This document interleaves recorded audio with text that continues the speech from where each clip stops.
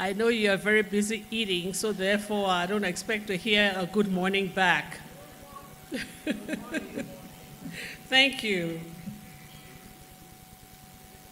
I hope you have all found something to eat. Please make sure you do. We will be here for most of the morning, and the Hilton has ably provided us with enough to keep you going. So please make sure that you serve yourself well. I see some smiling faces that have already done that. Thank you very much. I am Dr. Thelma Awori, the coordinator of the EWA, Empowering Women in Agriculture program. I have the pleasant duty of guiding you through the program for today. His Excellency Dr. Olusegun Obasanjo, Her Excellency Madam Ellen Johnson Sirleaf, the two champions of the EWA program, our elders, Her Excellency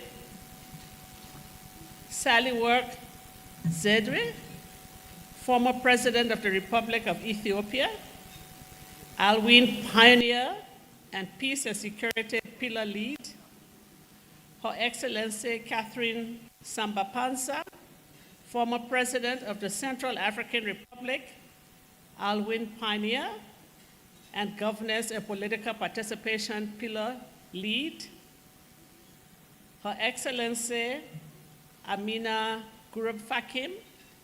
She is not in the room right now, but I'm sure she will join us.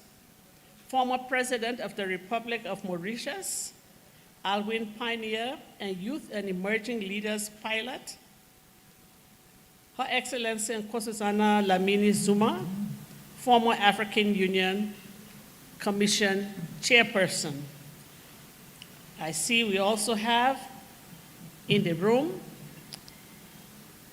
for UNDP, I'm not sure if she's still here, Ms. Ahuna Ezekonwa, Assistant Secretary General and Regional Director, RBA. For AUDA NEPAD, Her Excellency Nados Bekele Thomas, the Chief Executive of NEPAD, and the OAU Special Envoy for Women, Peace and Security, Liberata Mulamula, African Union Special Envoy on Women, Peace and Security. Now, this is a busy time for the AU as always.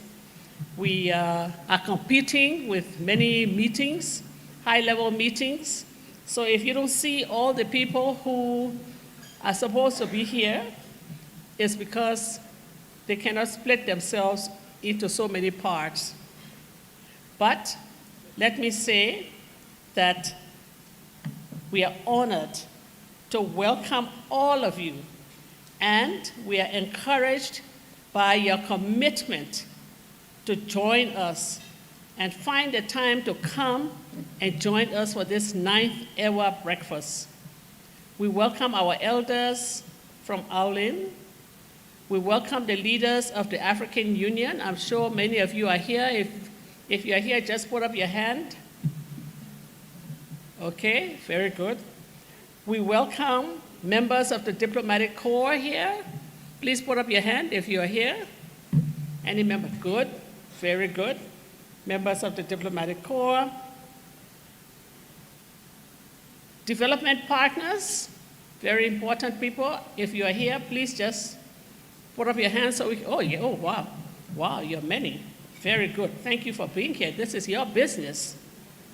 Organizations of the International Development System, that's the UN, and yes, I see UN Women is here in full. I see so many other UN agencies here. Thank you again for coming to show your solidarity. And then I would like to welcome a new group that has joined us today. And these are members of the private sector.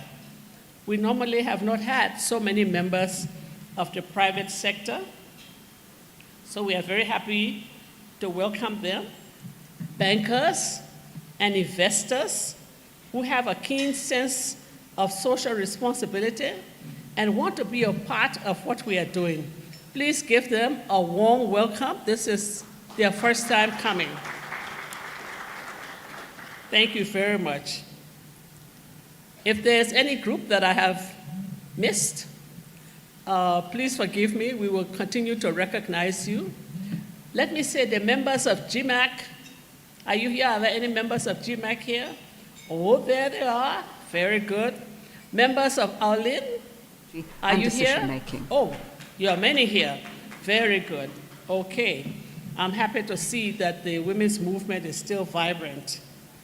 I will now call on our EWA champion, our EWA co-champion, male African farmer, Baba, former president of the Federal Republic of Nigeria, to give a few opening remarks. Baba, you are welcome.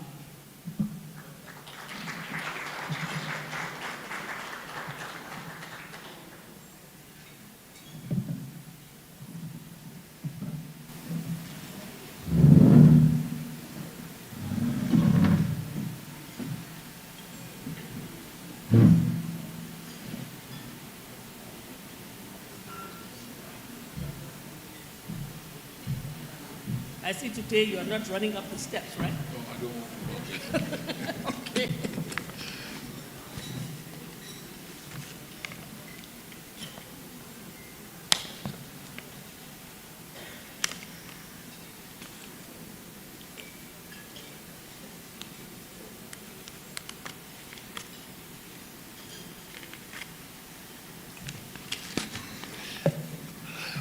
Please continue to enjoy your breakfast and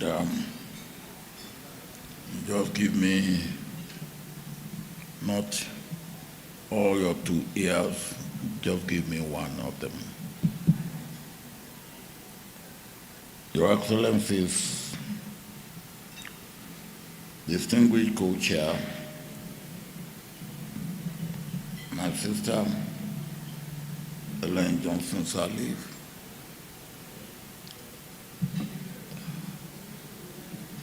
our esteemed patron and pillar lead, my sister Dr. Joyce Banda, who was Former with president me of Life. up till last night in Nigeria. The former Special Envoy on Women, Peace and Security and co-governor, Madam Beneta Diop, the Commissioner for Rural Economy and Agriculture, African Union Commission, Deputy Secretary General of the United Nations, is my dear sister Amina here. We came together early this morning in the same flight.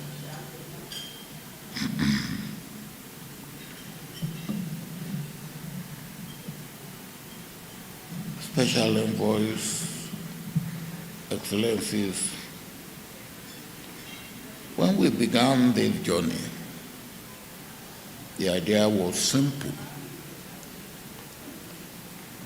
We wanted women in agriculture to move from the margins to the center, to move from laborers to leaders, and from subsistence to business. Agriculture must be seen as a business, not as a development plan, which you do only when there's fund, but as a business, which you do all the time. Today, when I look at what we have achieved together, I am proud.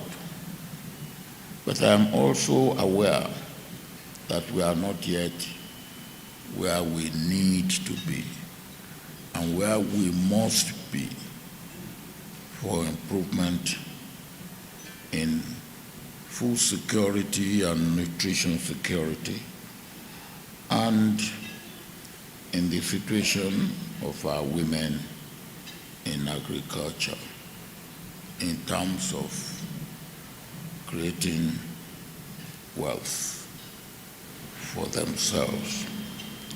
Since we met last year, some real progress has been made, not just in documents and declarations, but in actions as well. Our recent evaluation of the EWA project in Malawi showed that 410 women and youth in the pigeon pea value chain, have increased their yields by 35%. Their incomes have grown by 1.5 times, and 99% of them reported that their families now eat better and more regularly. That is what progress looks like when public, private, and government partners come together around a shared purpose. In Nigeria, the EWA Eco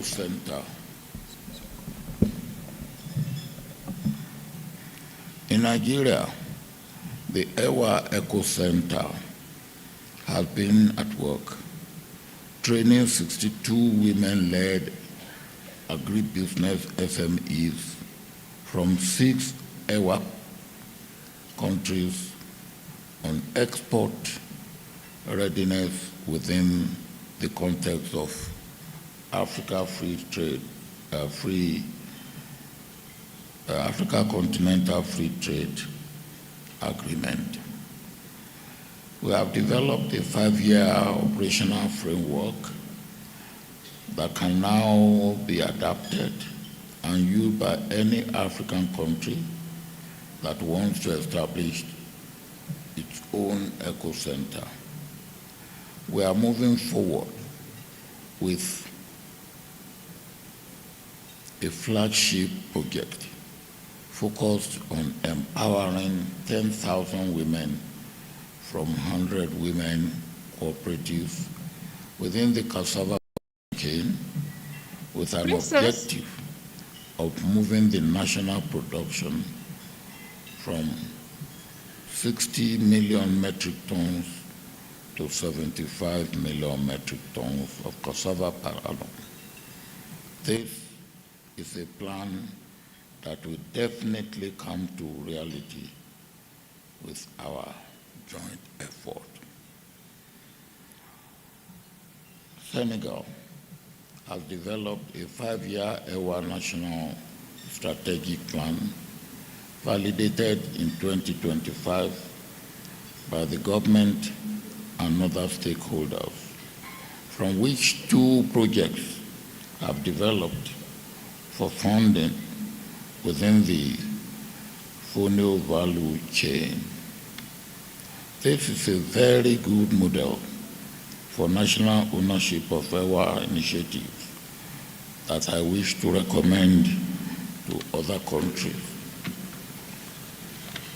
Uganda, one of our newer members, has already established its own eco center and is mobilizing resources to support women in the cassava value chain.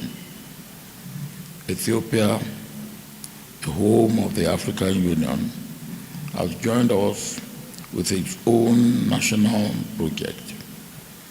Djibouti, will present its own olive value chain initiative.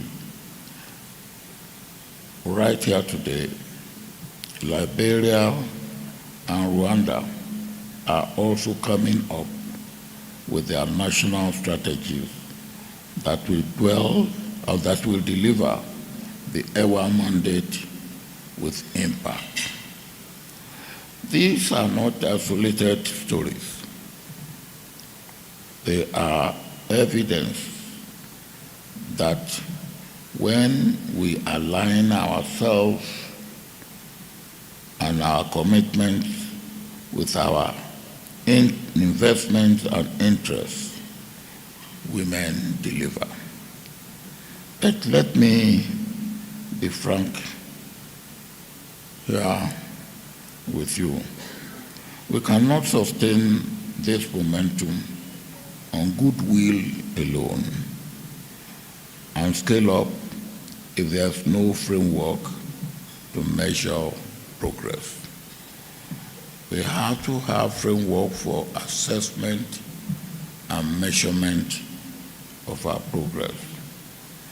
Another innovative step in this regard is our collaboration with the African Capacity Building Foundation to develop the EWA scorecard.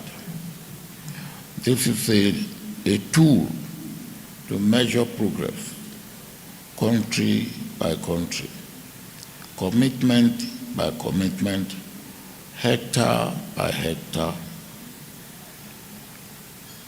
It will tell us where we are advancing and where we are falling behind. It will tell us which partnerships are delivering and where we need to do more. I am fully in support of this innovation. So today,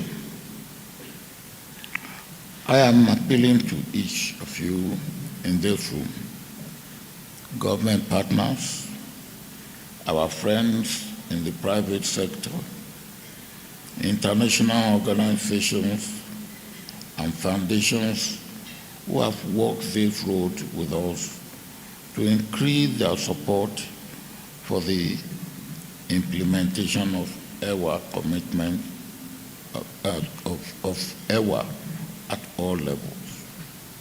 This time, I am requesting a pragmatic partnership that turns commitment into action beyond words and press releases.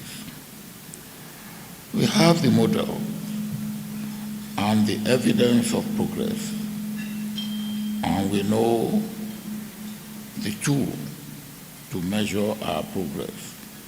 What we need now is the collective will to push forward together without hesitation and excuse to have action. We must go beyond will to action.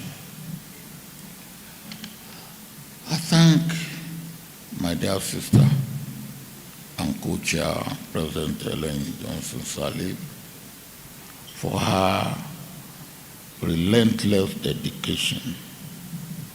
I thank President Joyce Banda for carrying the agriculture pillar with such purpose.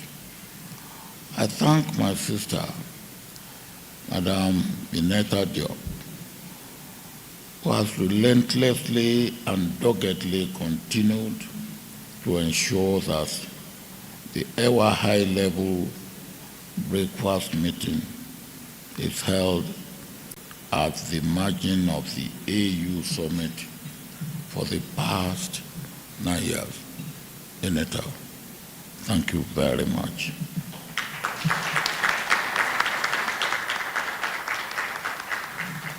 I thank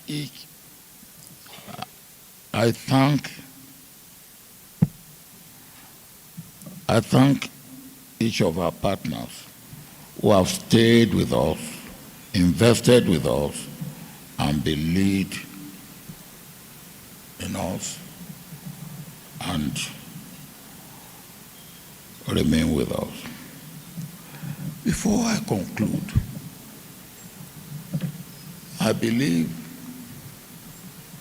and Benita, you will probably agree with me here, I believe we have not been as successful with Africa Development Bank as we should have. Whatever may have been the cause of our not being successful as we should have, maybe we should not give up. We should continue to try. I don't know if we have anybody from African Development Bank in the room. Anybody from African Development Bank here in the room? Well, that's also part of our lack of success. We should try and reach out to them. And Benita, I will do that with you. Let us never be tired, and we'll reach out to them. And maybe this time we will be more successful than we have been in the past. The land is ready. The women are ready. Let us be ready with them by providing all the financial, technical, and political support that will make a global model in empowering women in agriculture. Thank you for listening.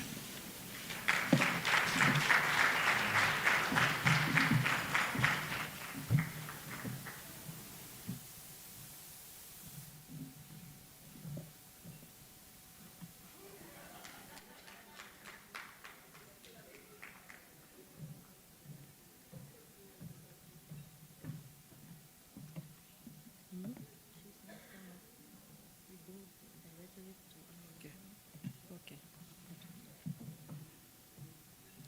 Thank you.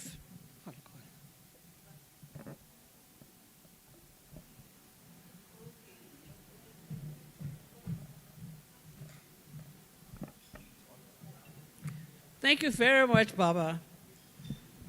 There are very few people who have the kind of commitment that Baba has. If you imagine arriving here at this early this morning and then coming to make a statement here, we also have to give him a very big round of applause. And he always does this, very faithful. He's determined to make sure that this program succeeds. And I can tell him why we are not succeeding with the African Development Bank. And that is because the systems that have been set up where the big money is do not provide avenues for getting to where the women are, who are the majority of the people who produce food.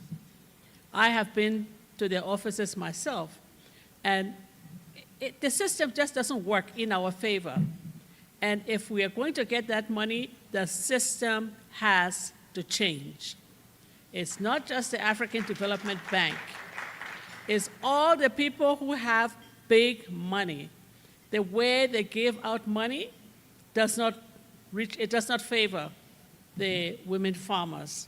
But Baba, we thank you for being an advocate and for making sure that we change the system. And you said that agriculture is a commercial activity, it's business. And that's why you see this new group of private sector. Those are the people who know how to make wealth out of anything. We now want to start rubbing shoulders with them so they can show us how to make wealth, because women have to become wealthy. So, Baba, we thank you very much, and we thank the private sector for being here and for being willing. We are unable to have the Commissioner for Agriculture, Rural Development, the Blue Economy, and Sustainable Development in the African Union because of the amount of obligations that they have.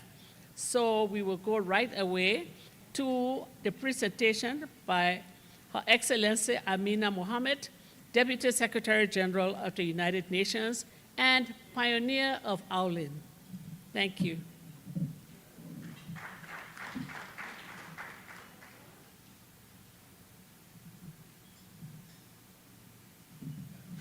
Her Excellency, Before Ellen that Johnson statement Sirleaf. begins, let me say that we very much welcome the former head of the Commission of the AU, Her Excellency, Madam Nkosazana Dlamini Zuma.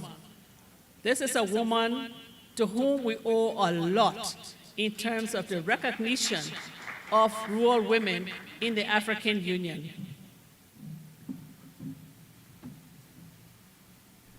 Her Excellency Ellen Johnson Sirleaf, former President of Liberia, His Excellency Olusegun Obasanjo, former President of Nigeria, Excellencies, dear sisters. When we speak about food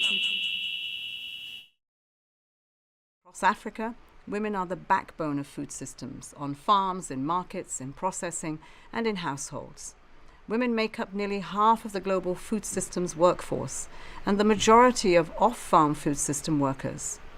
Every day, African women are feeding families, sustaining communities, and keeping local economies moving, but often with limited recognition and even fewer resources. We also know the imbalance. Women are overrepresented in low-paid, informal, and insecure roles, while remaining largely excluded from transport, finance, technology, and decision-making. This is not accidental. It reflects long-standing structural barriers that tie women's economic contribution to unpaid care and domestic work. At the same time, pressures on food systems are intensifying. Climate shocks, environmental degradation, economic stress, and migration are reshaping rural and urban livelihoods. Africa's young and growing population adds urgency, and too often it is women who absorb the shock, shouldering greater care responsibilities while continuing to produce food under increasingly difficult conditions. We see how these intersecting challenges, gender-based violence, limited access to justice, and gaps in sex disaggregation data, constrain women's access to land, to finance, to technology and leadership. These realities are not abstract. They are lived every day by women farmers, traders, and entrepreneurs across the continent. And yet, sisters, we also know where the solutions lie. Agriculture remains central to Africa's development pathway. Food systems sit at the intersection of nutrition, livelihoods, climate resilience, and stability. When they work, they create jobs, they strengthen social cohesion, and restore confidence in the future. But when they fail, the costs are borne first and most heavily by women. Women are not only sustaining food systems, they are transforming them. As farmers, scientists, entrepreneurs, educators, investors, and leaders, women are driving innovation and resilience across agri-food systems. Removing the barriers women face to land, to finance, to technology, and decision-making is not charity. It is smart economics, sound policy, and essential for sustainable development. Recent global and regional moments, from the Africa Food Systems Forum to the Financing for Development Conference, have reaffirmed what we already know. Transformation will not happen unless women are at the center. The Kampala CAADP Declaration gives us a clear African framework. It reflects real progress, stronger national agricultural investment plans, greater attention to nutrition, and more explicit recognition of gender in food and agriculture policies. What matters now is delivery, closing financing gaps, strengthening implementation capacity, and responding to climate and conflict pressures, so that we can accelerate action on the SDGs and Agenda 2063, and we can turn commitments into changes that women can feel in their daily lives. In this context, 2026, the Year of the Woman Farmers, must be more than just a symbol. It must be a turning point, a year to scale investments, align policies, and back women farmers with the tools, the finance, and voice they deserve. A year to ensure that women's leadership in food systems is visible, valued, and sustained. AWLN has a critical role to play at this moment, ensuring that women's leadership is not only celebrated, but supported and resourced. Excellencies, sisters, let this breakfast serve as a moment to renew our determination to act with urgency, to invest with purpose, and to ensure that food systems deliver for people, for planet, and prosperity, in line with the SDGs and the noble aspirations of Agenda 2063. I look forward to a productive discussion, and I thank you for your continued leadership and partnership.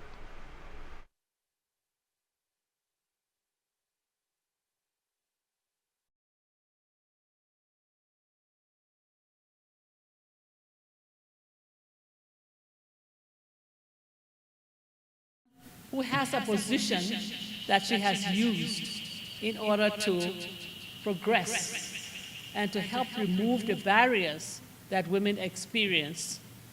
And as she said, it's the year of the rural woman this year. We really need to identify those barriers and remove them. Let's give her a hand, please.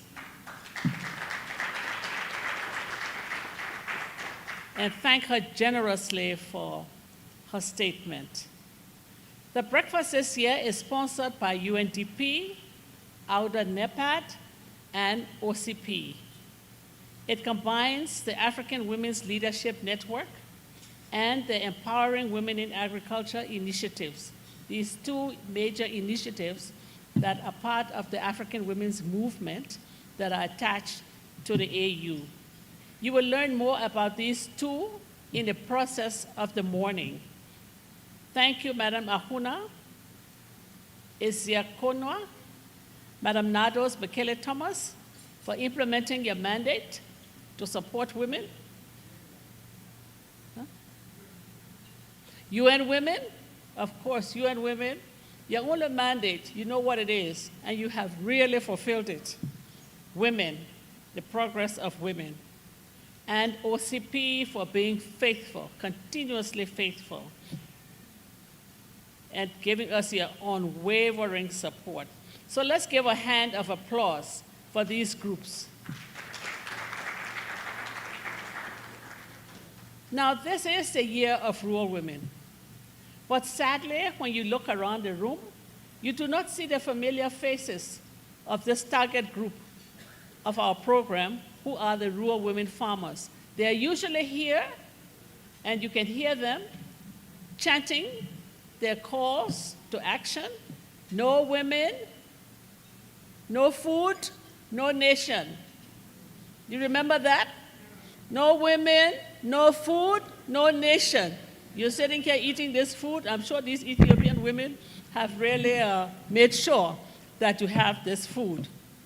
The downturn of global economies of the last year have put an end to the funds which enabled us to bring those women here to speak for themselves. But we have, however, refused to be defeated in this endeavor and have used technology to bring them into this room virtually.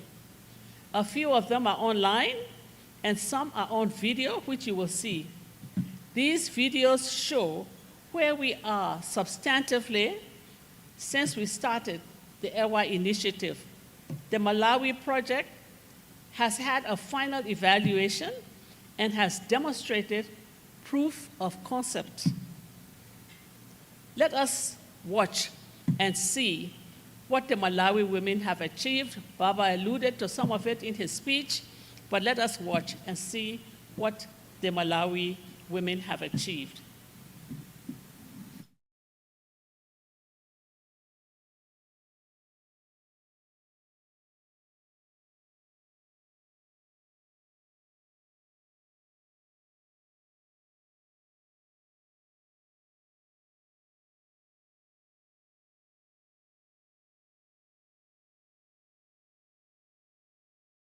Solidarity first. EWA is strengthening women's cooperatives and transforming lives in Blantyre and Mwanza districts. Pigeon pea is a vital crop for food security and income, and the women play a key role in its value chain. The project aims to enhance their economic empowerment and contribute to sustainable agriculture. Project ya EWA yatithandiza kwambiri. Ifeyo kulima kwathu mbuyomu timalima moperewera kwambiri chifukwa tinalibe zida. Timalima ndi makasu zimakhala zinthu zotivuta kwambiri. Ndi atabwera EWA anatipatsa mphatso, anatipatsa zida zofunikira kwambiri, tili ndi matrekta, tili ndi zodzalira. Chifukwa chakubwera kwa matrekta amenewa, chifukwa choti tathandizika kukulitsa malo aminda amunda wathu, zokololaso zikukula. Kuonjezera apo, EWA atipatsa maphunziro autsogoleri.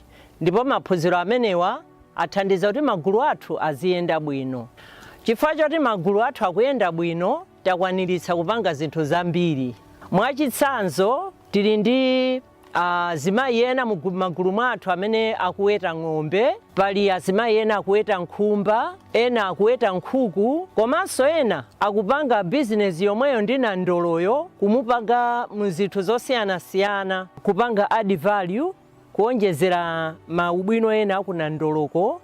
Project ya EWA yatithandizanso ndi kulimbana kwa kusintha kwa nyengo, monga ngati pa nkhani ya mitengo. Pamatilimbikitsa kuti tizikhala ndi mitengo m'minda mwathu, komanso m'makomo mwathu. Kuonjezera pamenepo, EWA atithandiza kuti tizilima chaka chonse, atipatsa zida za ulimi wanthirira. Ulimi wothirira pogwiritsa ntchito sola. Chifukwa cha ulimi umene wanthirira, zinthu zambiri zasintha m'makomo mwathu, chifukwa chaka chonse timakhala tili ndi zokolola. Florence Loudon is a testament to the power of empowerment. With the EWA project's value addition, business management and entrepreneurship trainings, she turned her food processing business into a thriving venture. Oyamba mene malima na ndolo, ndimangolima na ndolo ngati ndiwo, komanso ngati business. Koma kupyolera mu bunge la EWA limene linabwera, latiphunzitsa zambiri muzana ndolo. Taphunzira kuti na ndolo timampanga ufa wa phala, timampanga ufa wa chapati, tikupanga masnaki kuchokera mu ndolo. The project impact extended to the next generation. Youth are gaining valuable farming and food processing skills, setting themselves up for a brighter future. Unga inewa Chinyamata, titaphunzira maluso kuchoka ku bungwe limene la EWA, ndapangapo luso lopanga business yogulisa mandasi, komanso kugulisa socheula. Kuchokera ku business imeneyi ndakwanisa kugula nkhuku 5, komanso akalulu 3. Dolini Ntilosanje's life is transforming. She's now raising goats and thriving with pigeon pea farming thanks to EWA project trainings. Itabwera EWA inatiphunzitsa maphunziro osiyana-siyana. Kuphatikizapo ulimi wa nandolo. Nditaphunzira maphunziro amenewa ndinakagwiritsa ntchito kumunda kwanga. Ndinalima nandolo 1.5 acre, ndinakolola matumba 11. Nditagulitsa nandolo ameneyu ndinagula mbuzi, komanso ndinalipirira mwana wanga sukulu. Mbuzi ndinagula 3, pano zilipo 8. Mbuzi zimenezi zimandithandiza ifo ndikavutika ndimagulitsa kupeza fizi ya mwana ngakhale kuvala kumene. Growing for women's empowerment is a team effort. Men are stepping up to champion gender mainstreaming and inclusivity. By supporting their partners and colleagues, they are helping create a more balanced and equitable space for women to thrive. Ndikofunikira kwambiri kuti tithere kwathandiza azimayi awo, kusatengera kunena kuti ena amati akaona azimayi ali pagulu chonchi amaona ngati akupita kukachita kuzina ndi zina za chibwana, koma ife abhongo mzofunika pabanja kuthandizana. Chifukwa ine pamene ndidayamba kwathandiza mayi wa kulima nandolo, ndikuti ndinaona kusintha kwambiri. Ngati chaka icho 2024 ndidagula malo imene ili 3/4 acre, pano ndikunena pano ndalimapo mtedza. Through the EWA project, some beneficiaries had the opportunity to travel to India, where they learned various farming technologies and are now able to practice them in their fields. In 2025, I had a privilege to go to India through EWA. I benefited a lot from this trip. I have learned a lot of things, which include smart agriculture practices, integrated homestead farming, and entrepreneurship. As of now, I'm implementing organic manure in my farming, waste management, diverse food production, major pest control, and small livestock layering. The Empowering Women in Agriculture EWA program was officially launched of the 90th AU Summit in Addis Ababa, Ethiopia in July 2012 and targets 10 pilot countries including Malawi. I strongly believe that this country can only prosper if we don't leave behind 85% of our people. And 85% of our people are grassroots based. And those that are in rural areas, most of them are farmers. For me, I believe that the future for this country, and indeed another country in Africa, and it is being said now all over the world, is agriculture. Wherever progress is being made, like in Malawi, and what we are trying to do with eco centers, they need to be encouraged.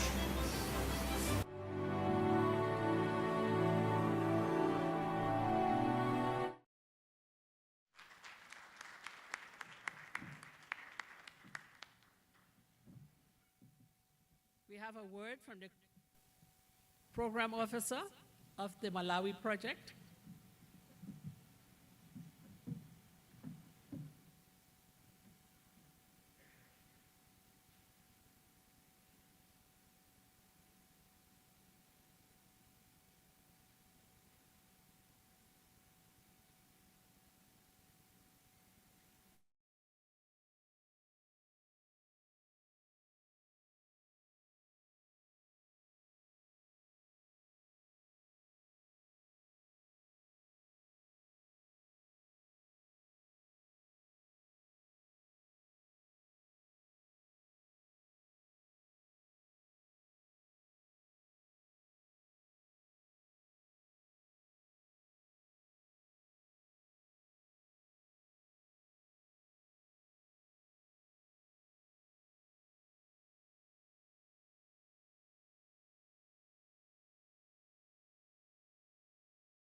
Women farmers in Malawi.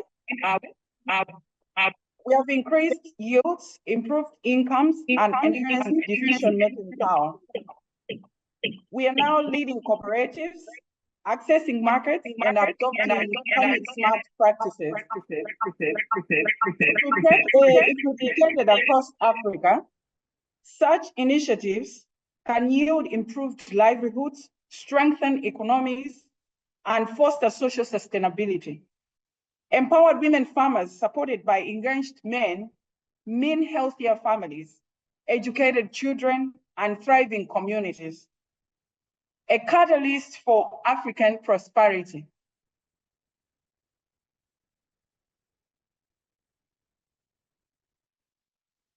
If you want to support a project, don't just do one little bit of it. OCP has done the training, the technology. You can see those women were already driving their own tractors, which is an anomaly. Madam Zuma, remember when you went to South Africa, you told the African heads of states, women are tired of the handhold, give them these tractors. They're already driving the tractors. Excellent. Now, when we see, and you heard one of the women say something about value addition. That's where we want to go. That's the opportunity.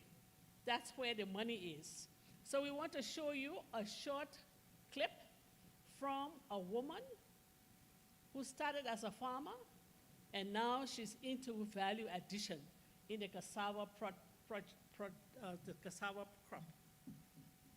Can we have the Uganda video, please?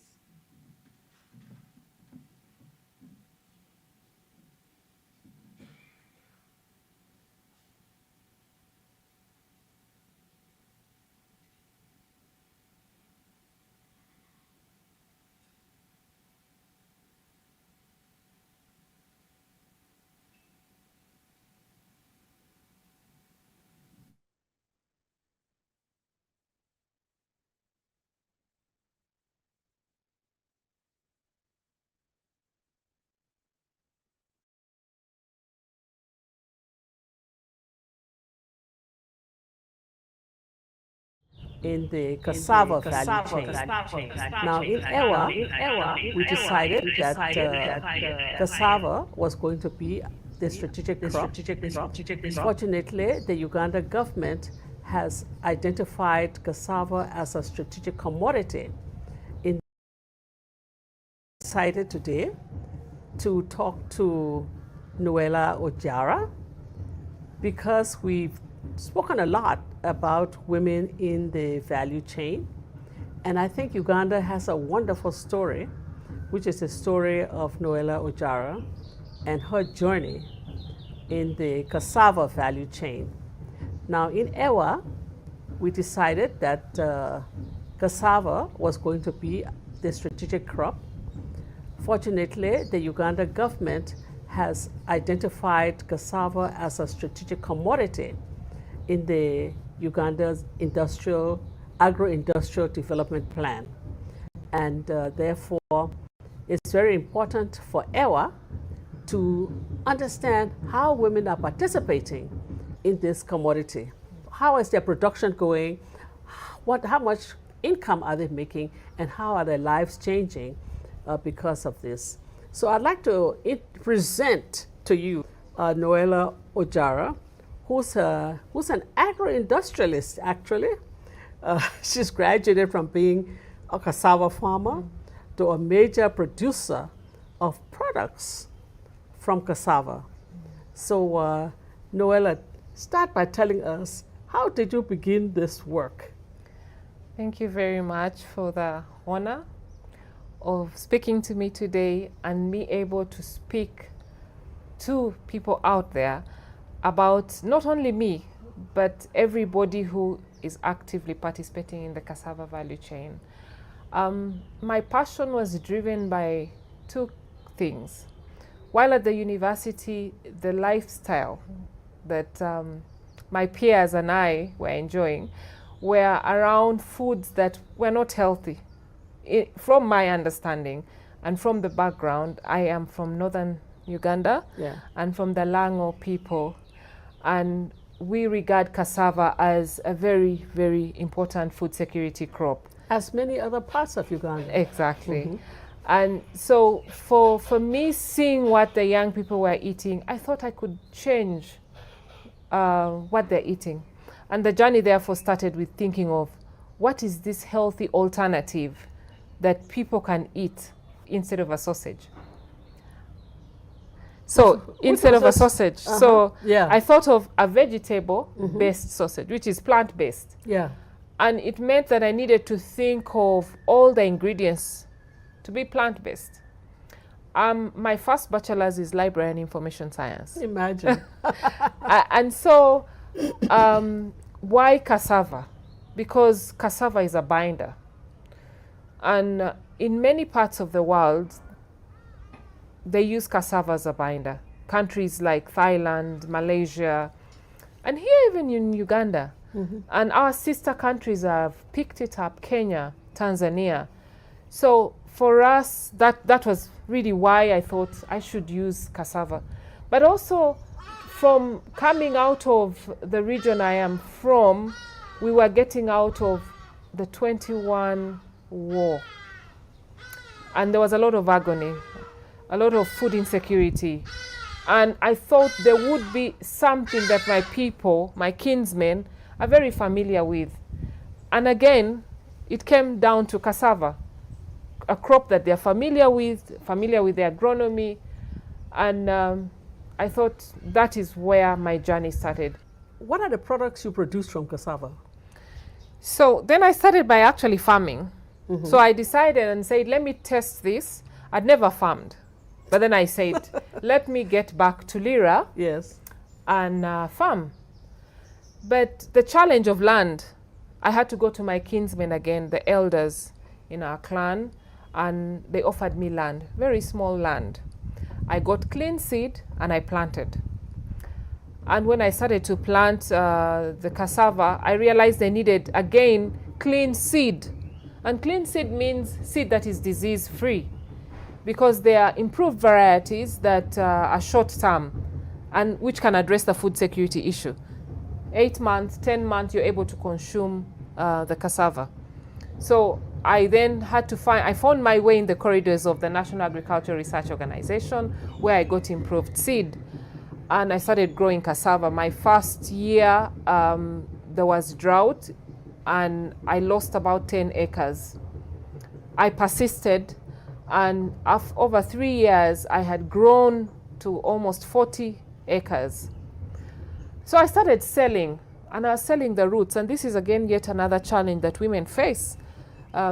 Just before I speak about my products.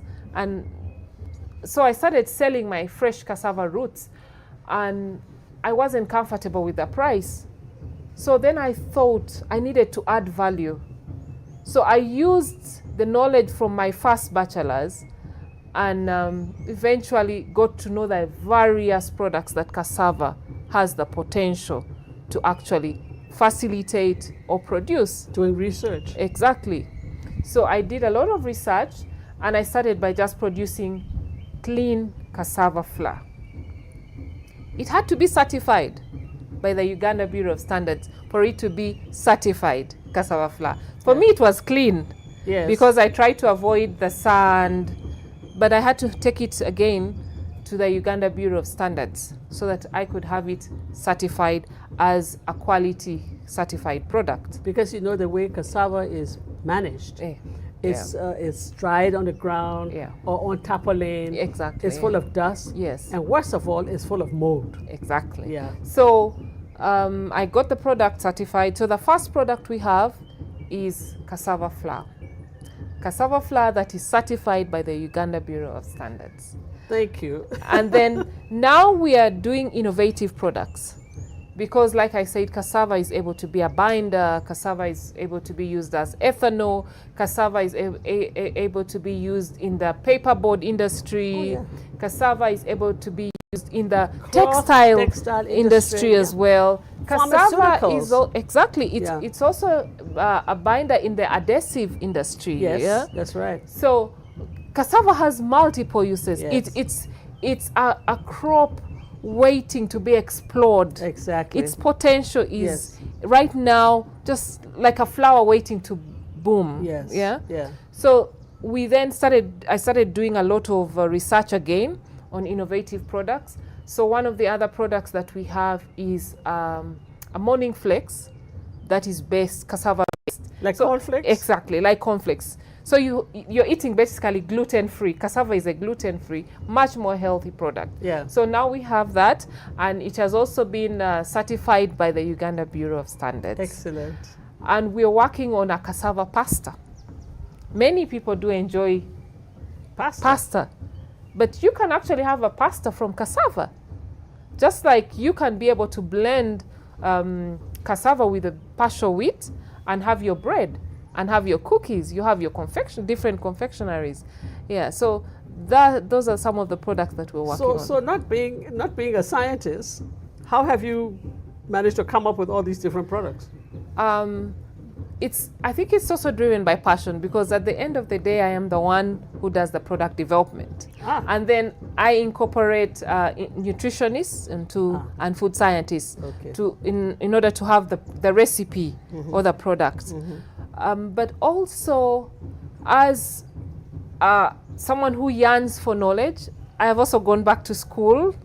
I have done my master's in agribusiness, because now I got into business. I looked beyond just a farmer. But I also moved a step ahead and said I can actually now add knowledge to the body of knowledge. So that's why I'm now doing a PhD. Excellent. That's the whole idea.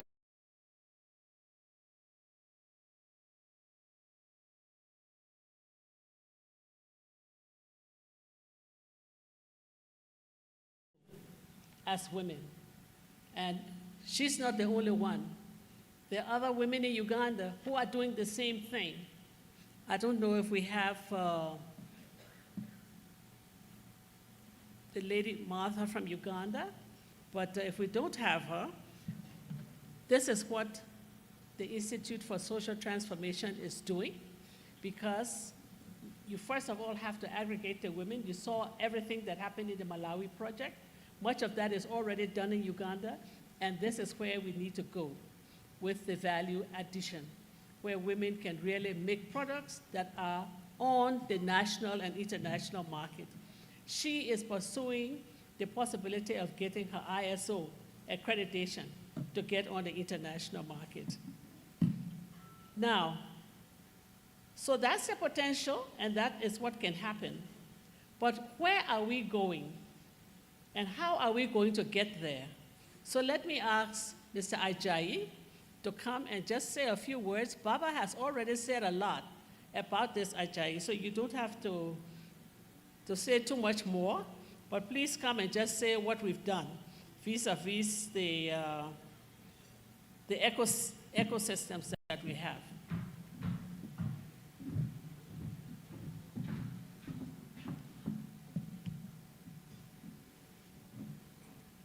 Your Excellencies, I would like to stand on existing protocol because I was actually given 5 minutes to speak.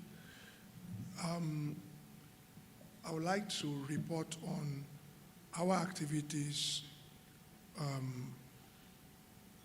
in the EWA Eco Center in Nigeria. And I would like to focus just on 2 things because of time. And I would like this slide to please roll so that everyone can see what we have been able to do. The first part of this with the fact that we, as a Pan-African organization, we have been, in the last 3 years, putting women in EWA countries along with other countries on our export readiness accelerator training for SMEs. And we have trained up to, last year we trained 62 women from 4 EWA countries. Please, can you go to the next slide? Next slide. Okay. In 2025, we implement this agribusiness exportness accelerator training in 11 African countries, including 5 EWA countries. In 2025, we had 102 women-led agribusiness SMEs, with 62 of them coming from EWA member countries. This has brought us the total number to 174, and our geographic reach has expanded from West Africa to East Africa, while maintaining strong participation from the 8 EWA countries. You can see the records from 2023 to 2025. So far, we have trained 118 women from EWA countries. These are the countries: Burkina Faso, Nigeria, Cote d'Ivoire, Senegal, Malawi, Kenya, Uganda, and Tanzania. So that's what we've done with our capacity training for women in agribusiness. The second part of this presentation has to do with what the Eco Center is projecting for the next 5 years. Next slide. We have been able, the next slide please.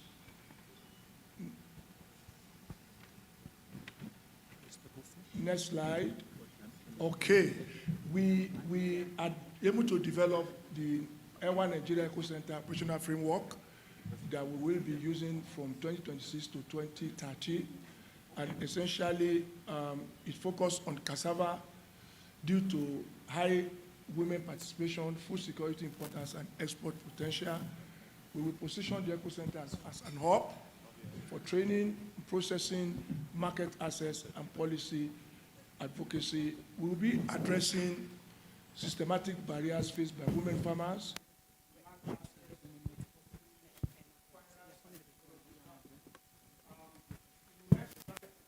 Also see where we intend to be by year 2030.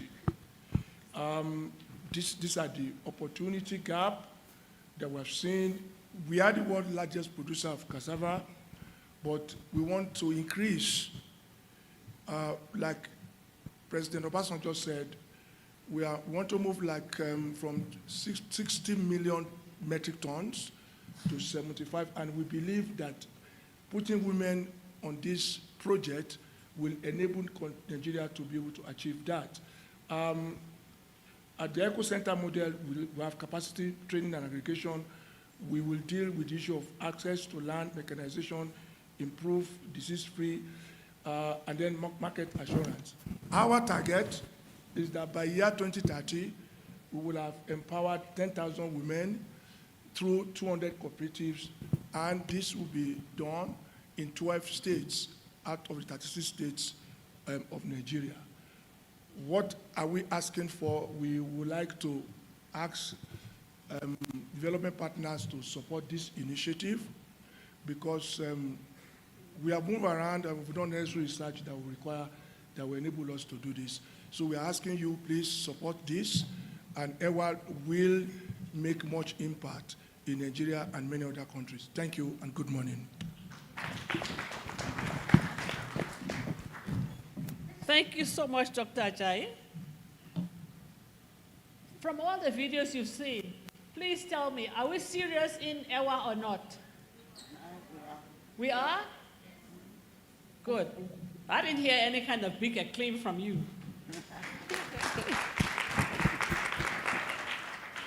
You can see that we are working very, very hard and trying to move forward and move the whole EWA program forward. And in different countries, you can find different expressions of where we are going with EWA. Thank you so much, Ajayi. Thank you for the work that you are doing in Nigeria, supported, of course, by Baba. Now, in all the work we do, we have to monitor how well we are doing. Therefore, we are planning to develop a scorecard with the help of the African Capacity Building Foundation. And Mr. Eden Gavo is going to say a few words about that. Oh, yeah, please.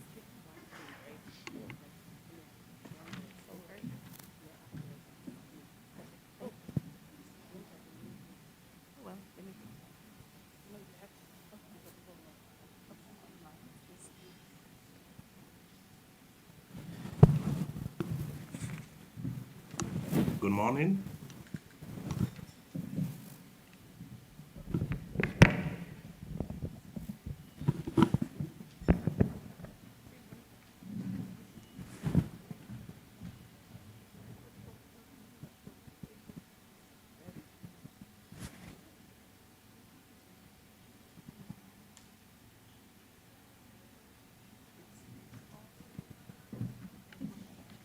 Do we have the video?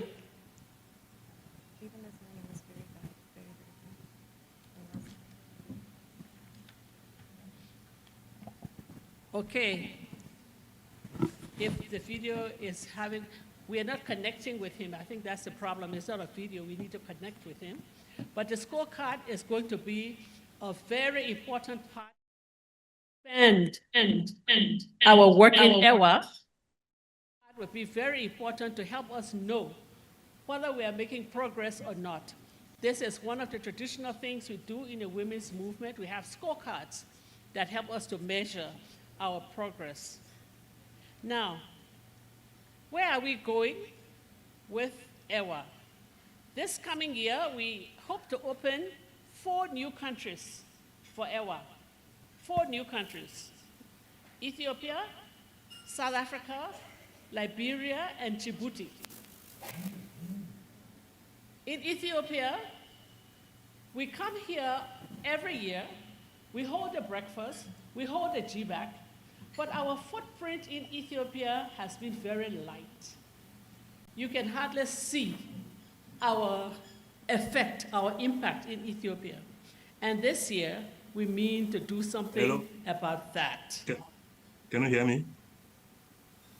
Hello? Fortunately, we have found a sponsor for Djibouti.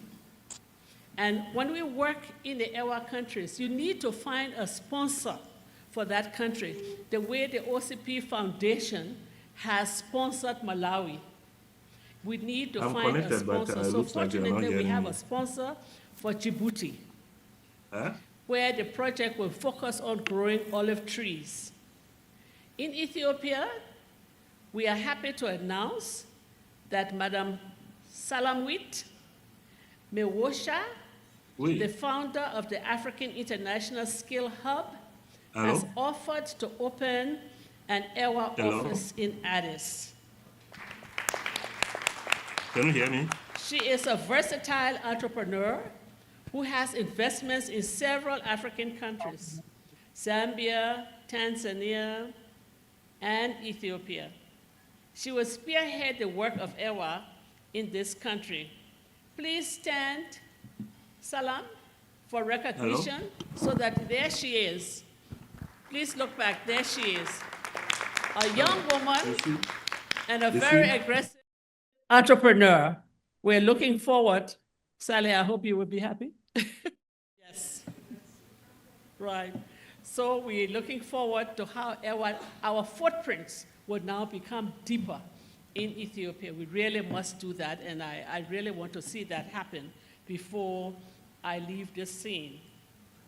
Let me say as I end, we need sponsors. We need sponsors, and when you come, we ask you for your commitment. Hello? This time, we want Can you you to hear me? commit to a country or to an issue. Hello, can you hear me?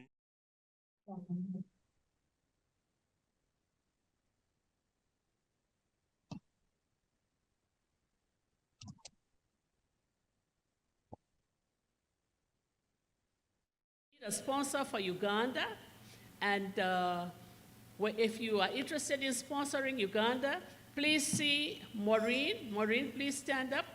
Wagubi. Hello? Please talk to Hello? her. We need a sponsor for Liberia, and I see somebody to coerce to sponsor Hello? Liberia. I'm looking at him, and I'm not going to call his name Hello? because I haven't discussed it with him, but he can tell I'm looking at him. Hello? But I think he will be able to sponsor Liberia.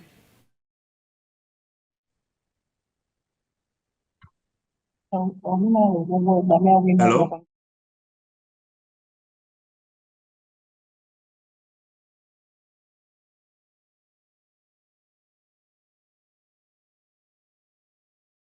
Important in EWA. We need advocacy money.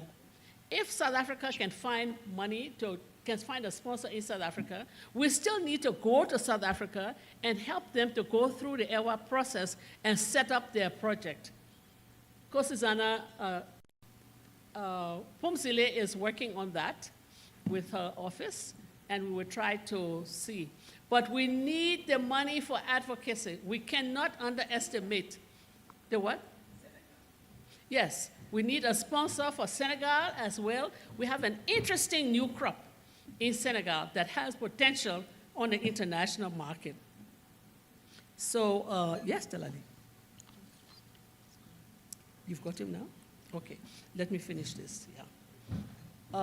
So we need a sponsor for these countries that are on the list of EWA.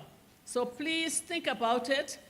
Don't think you're going to lose money by sponsoring these countries. You see what happened in Malawi? You will also gain from sponsoring these countries. So please think about it, and let's work towards doing that. We need advocacy money to sponsor something like this breakfast. We need serious contributors for this breakfast because this is our key advocacy tool. And so we need advocacy money for the breakfast, to make trips to countries, and we need sponsors to begin the projects in these 4 countries.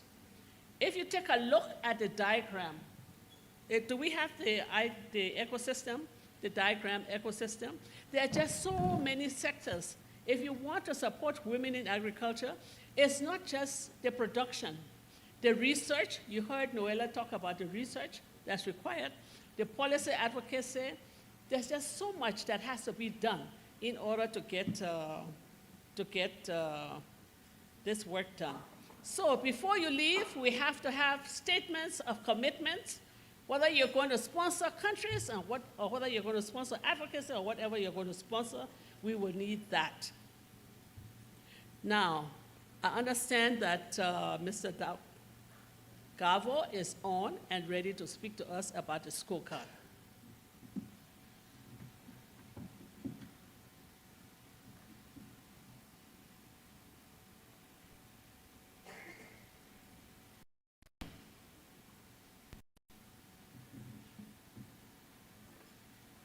Good morning.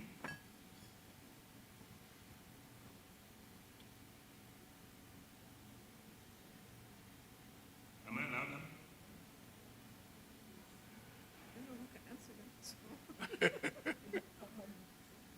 I can see you. His Excellencies, all protocol observed.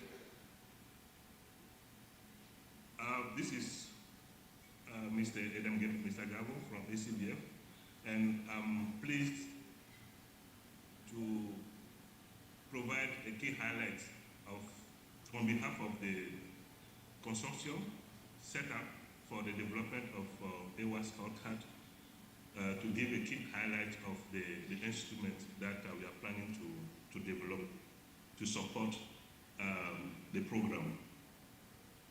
First of all, I would like to extend the greetings of the Executive Secretary of African Capacity Building Foundation, Mr. Mamadou Bite, who wants to be there, but for some reasons he couldn't attend it. But he wished you all a very successful meeting.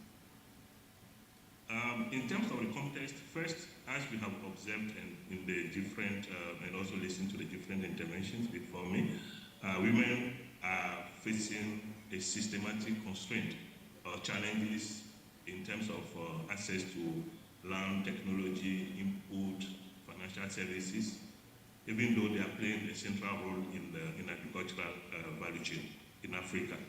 So the AWA program has been developed or initiated launched in 2012 to create enable environment for women to play a leadership role in this process.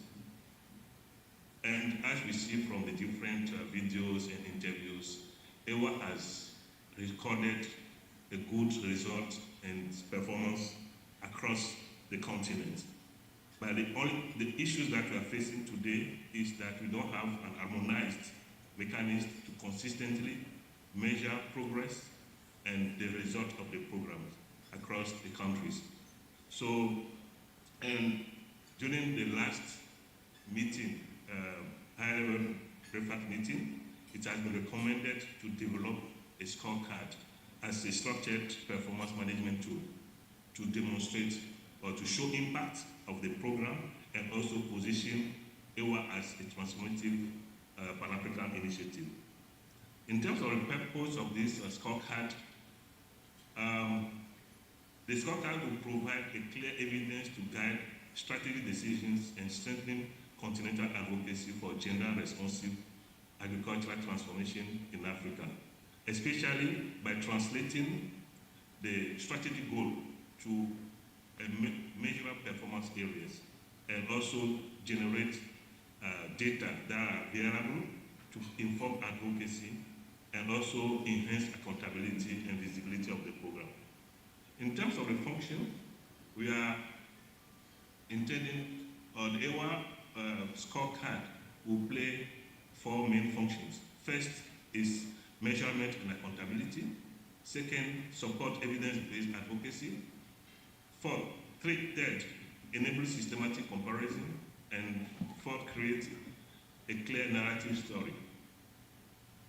And as you see in one of the video, especially from Uganda, the partner has shown the story, the success stories of the cassava value chain.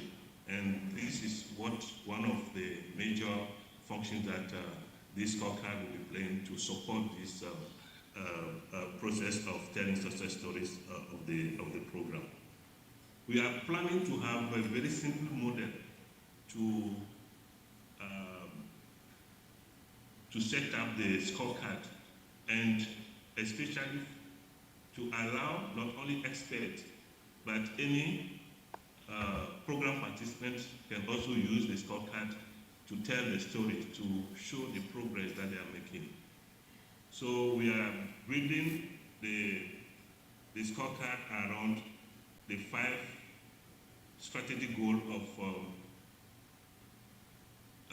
the EWA program, around the performance areas, including relevance and gender responsiveness, participation and agency, access and benefits, food security and well-being, and the last performance area around the 5th strategic goal of the program is impact and sustainability. We'll divide subdivide the performance areas into dimensions that we call sub-areas. For instance, if you take the case of relevance and gender responsiveness, we'll look at dimensions like policy integration and gender in agriculture, and etc. And then you have the third component of this scorecard will be the indicators. So we are going to use measurable, tangible indicators to measure the progress and around each sub areas so that we can show the performance or assess the performance of each goal. And for each indicator, we'll use a very simple score range, varying from 1 to 5. So 5 will be the highest score, and 1 will be the lowest score. And based on the assessment, we'll score that particular indicator and then provide the rating for the performance regarding the goal. For instance, if you score, you receive a score of 5, it means that you are very strong, you are a very strong level in terms of the issue of gender responsiveness around the policy, around the program that you are implementing in your different settings. So this is just the model, but when we are working on it, we'll engage with the different stakeholders to confront and also validate this, which is because we want it to be very user-friendly. In terms of methodology we are going to use, we have 5 steps. So the desk review, the consultation, the design of the card itself, and then also the calculation of the index, and then pre-testing the scorecard, and then refine it, validate it, and then disseminate it. The work plan, you have 60 days to develop this scorecard. So we have started the data collection, but there is some issue that we are going to highlight because of the budget. We have estimated a total cost of $300,000 for this assignment, and you can see the different items of the expenses. My last word will be we are appealing the different stakeholders, partners to support, to finance this assignment so that in the next 60 days we'll be able to have a very robust instrument that our different stakeholders will use to assess, to do their own self-assessment, can also do independent assessment of the performance of the program that they are implementing in different sectors. So for us, it's very important that we have this harmonized tool so that we can use it to do a comparison and also to really demonstrate the impacts of the EWA across Africa. Thank you very much for listening to me. Over to you. Thank you very much, Mr. Galvo. Now you can see how we are working in EWA. Are we serious in EWA? This breakfast is not just a time to get together and get to smile at each other. This breakfast is a very serious breakfast. The job we are trying to do is not a small one, as you can see. So we really have to, as we say in West Africa, taya lapa. and get going. We have things to do. There are some important ladies who have come into the room while we were showing our videos. We have the former Chief Justice of the Federal Republic of Ethiopia. Please stand up for your acclaim. Madam Miaza Ashenafi. We also have the new envoy for Women, Peace and Security of the African Union. She has succeeded the big footsteps of Madam Diop.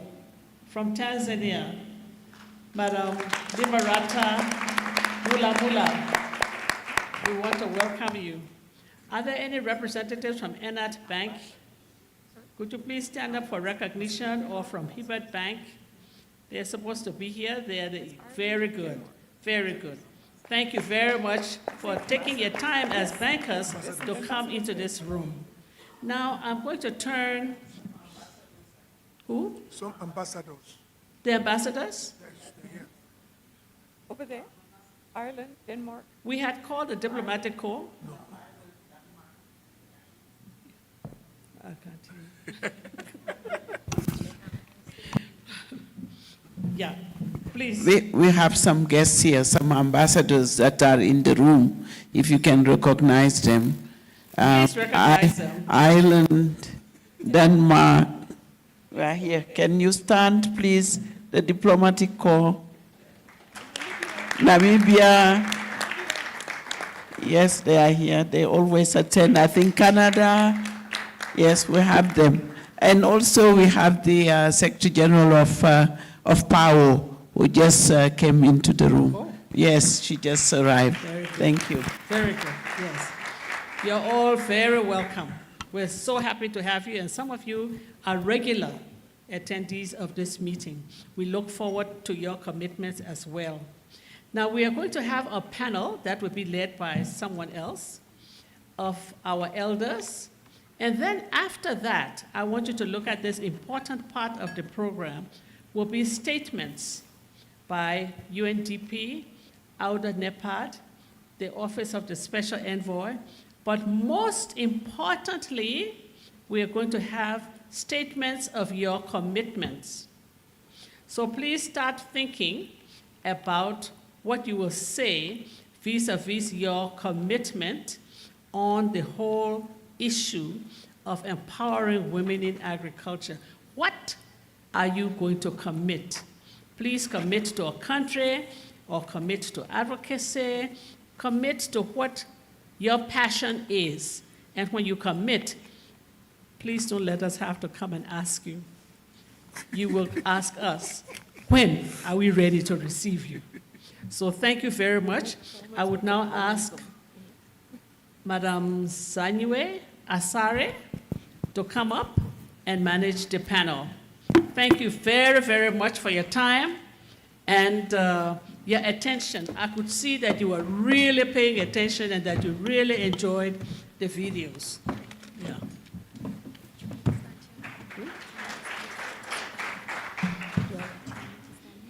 Anything you want to do.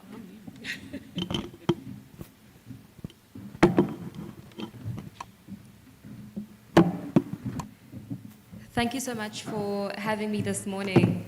All protocols observed.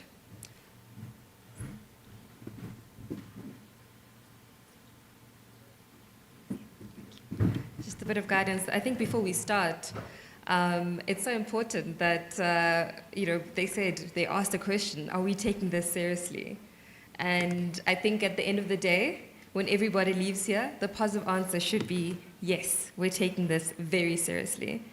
So I'm going to start my panel, and I've really got the pleasure of calling women that have done amazing things on this continent. So I'll call first Her Excellency Solowok from Ethiopia.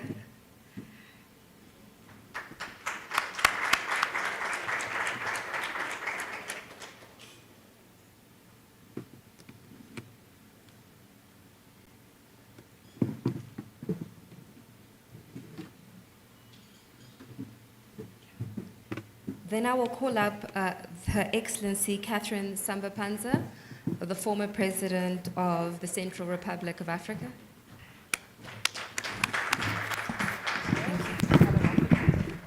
Okay. And then I've got the pleasure of calling Her Excellency Dr. Nkosazana Dlamini Zuma.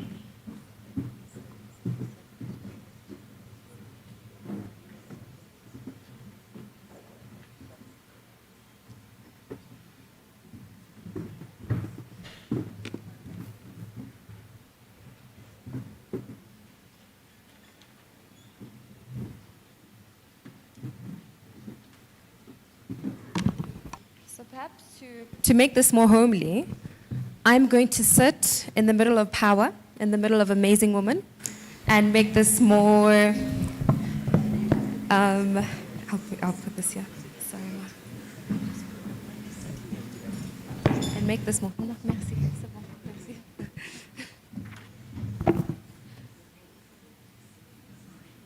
Are we ready for this amazing panel? Yes. Fantastic. So, Your Excellencies, distinguished guests, colleagues, and sisters in leadership and partners, my name is Zanyu Ntati Siasare, and I serve as the AWLN Youth Chair for South Africa. And professionally, I work at the intersection of public policy, markets, and regional integration across the continent. It is my honor to moderate this high-level panel.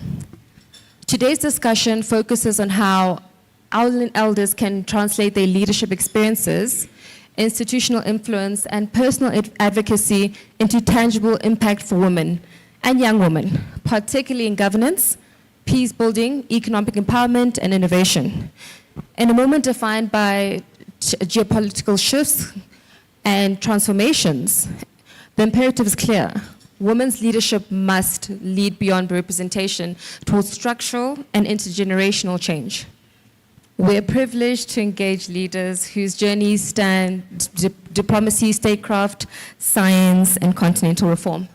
This conversation is grounded in legacy, but focused on delivery. Your Excellencies, thank you so much for your presence. I look forward to this dialogue. So I'll jump right into the first question, Your Excellency. And this question is for you. Throughout your diplomatic leadership, you have consistently championed peace building and institutional reform, whilst advancing gender equality and systems.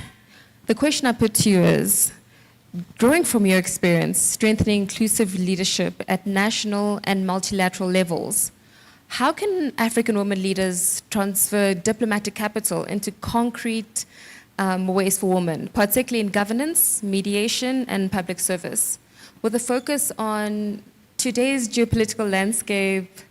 And I think this is an excellent question for you, Your Excellency.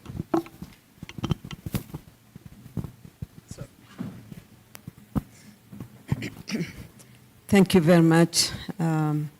Pleasure to be here in support of this great work done by EWA.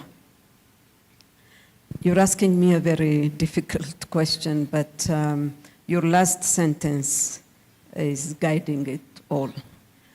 You're talking about diplomacy. I have spent all my life in that. But diplomacy's nature is changing. I don't know the current one.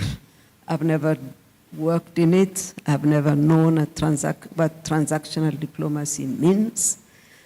But in the traditional one, things have evolved since I started. Diplomacy was known, and relations between countries and so on and so forth. But the component now, there are different forms of diplomacy through time. Public diplomacy, people-to-people diplomacy, and economic diplomacy, and so on and so forth, because relationships are based on those. So this is how it is known now. I think, since you're asking me what you have been working on, like diplomacy is serving the cause of women in agriculture, for instance, I would say that among the many forms of diplomacy, we have what is called agricultural diplomacy. And this is something which is not well known, that we practice since we have in our relationship agriculture, but which really needs to grow, especially in our context, in the African context, and in general in the developing world. I think this has to be well known, well practiced. We need to have the language of land, water, growth, and so on in the diplomatic discourse. As a person in charge of peace and security pillar in the African Women Leaders Network, we see that agriculture is a powerful, really powerful driver of peace and stability in any given country or region. On the other hand, sustainable agriculture has the capacity to drive peace, stability, and prosperity. This definitely will have a positive contribution to the work that EWA is doing, to give it that dimension, because it will come in the context of partnerships that you have, whether it is between countries, between institutions, between foundations, and so on and so forth. So I think it will definitely give an impetus, elevate the issue at hand. And in that context, in the agriculture diplomacy, in diplomacy at large, we will have the opportunity of bringing together, like twinning of agricultural institutions, give opportunity to local initiatives to grow. It will have definitely a positive impact in economies and also in this in the rural area. This requires training of our diplomats. Since the time I've been recruited in the Ministry of Foreign Affairs and this period we are living on, the curriculum has changed tremendously. It's no more the same thing. It evolves with the evolution of our societies and so on. And this is one of the things we should introduce as we elevate this diplomacy to come more palpable, more known by the common people, because usually diplomats are seen as something, different and not having nothing to do with the rest of the population, whereas this should be different. Now you talked about experience. I would like to say one word before finishing.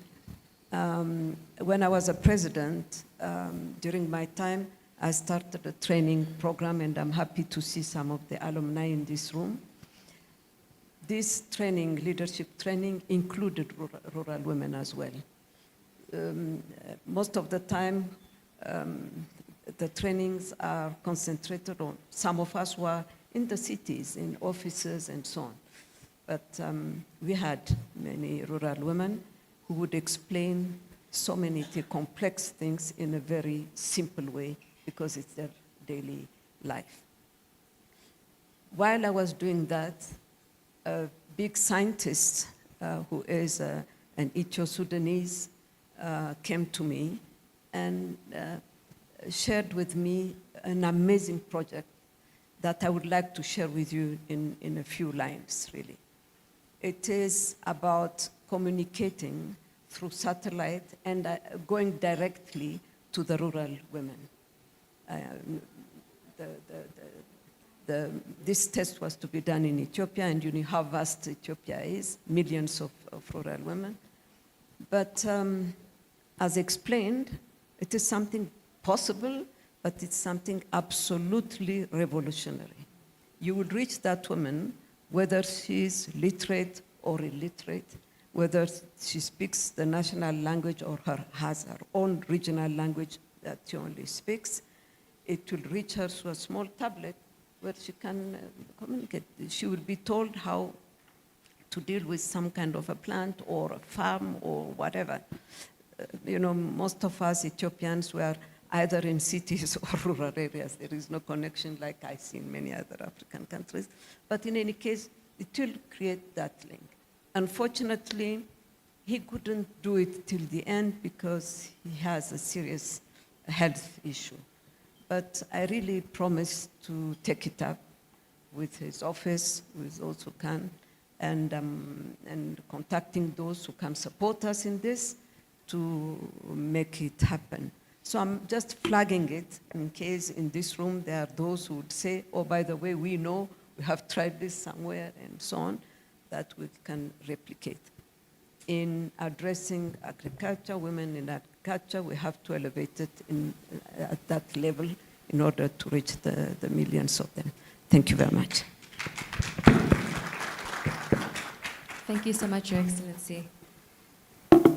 Your Excellency, Catherine Samba Fanza, your leadership during your political transition in the Central African Republic, together with your continued advocacy through peace initiatives and work launched by your foundation, Catherine Samba Panza for Women, highlights the critical role of women in reconciliation and recovery and the promotion of women's rights. My question to you, Excellency, is Agenda 2063 considers gender equality as critical for its full effect and implementation. How do you envision the foundation contributing to this happening and to the achievements of critical legal reforms, women's rights, and that of gender equality?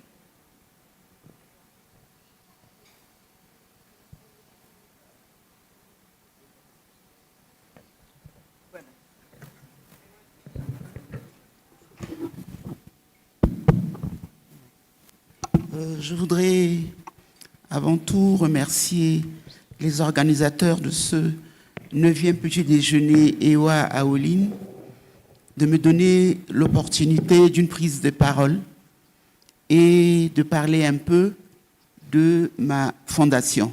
Je dis ma fondation parce que j'ai créé une fondation qui s'appelle Catherine Samba Panza pour les femmes. Mais avant cela, j'aimerais réitérer mes remerciements à l'endroit de notre vénérable patronne, notre aînée à toutes et à tous. Je veux citer la présidente Ellen Johnson Sirleaf pour le leadership qu'elle ne cesse d'affirmer en conduisant avec autant d'engagement le réseau AWLN dont le rayonnement dépasse aujourd'hui les limites de notre continent. Je voudrais également, avec votre permission, remercier les différents partenaires qui se sont joints à la cause des femmes et qui sont encore avec nous aujourd'hui. Enfin, je voudrais remercier les promoteurs de l'initiative Autonomisation de la femme à travers l'agriculture EWA, qui déploie d'énormes efforts pour soutenir l'intégration de la femme dans le tissu économique sur notre continent. Pour revenir à la question qui m'a été posée et qui constitue ma contribution à ce petit déjeuner, je voudrais simplement rappeler en introduction que les questions de droits de femmes, les questions des femmes ont toujours été une préoccupation constante pour moi dans ma vie active, et cela a justifié mon fort engagement au sein de la société civile pendant plus de 40 ans. Vous voyez, je ne suis pas très jeune. Pour revenir, je voudrais rappeler aussi que durant mon mandat à la tête de l'État de transition, pendant 2 ans, je n'ai cessé de promouvoir le bien-être des femmes, leur participation aux prises de décision et de promouvoir également leurs droits. À la fin de mon mandat, en avril 2016, j'ai déclaré mon intention de continuer mon combat en faveur des femmes en créant une fondation pour les femmes. Et c'est pour ça que j'ai nommé cette fondation Fondation Catherine Samba-Panza pour les femmes. Vous avez sur vos tables une plaquette en français et en anglais qui vous explique les raisons de la création de cette fondation, les contextes, les objectifs de cette fondation et la mission de cette fondation. Pour éviter d'être trop long dans mes explications, donc je vous donne déjà ces éléments que vous avez sur la table. Alors, j'ai créé cette fondation en janvier 2025 parce que dans mes relations avec les femmes, les organisations de femmes, dans mon approche des problèmes des femmes, j'ai compris, j'ai compris que les femmes avaient besoin d'être accompagnées, d'être soutenues, que leurs droits avaient besoin d'être promus. Et je pensais qu'il fallait mettre en place une structure qui pouvait les accompagner, les informer et les sensibiliser. Parce que malgré les engagements pris, malgré les textes signés, la situation des droits des femmes connaît encore des difficultés.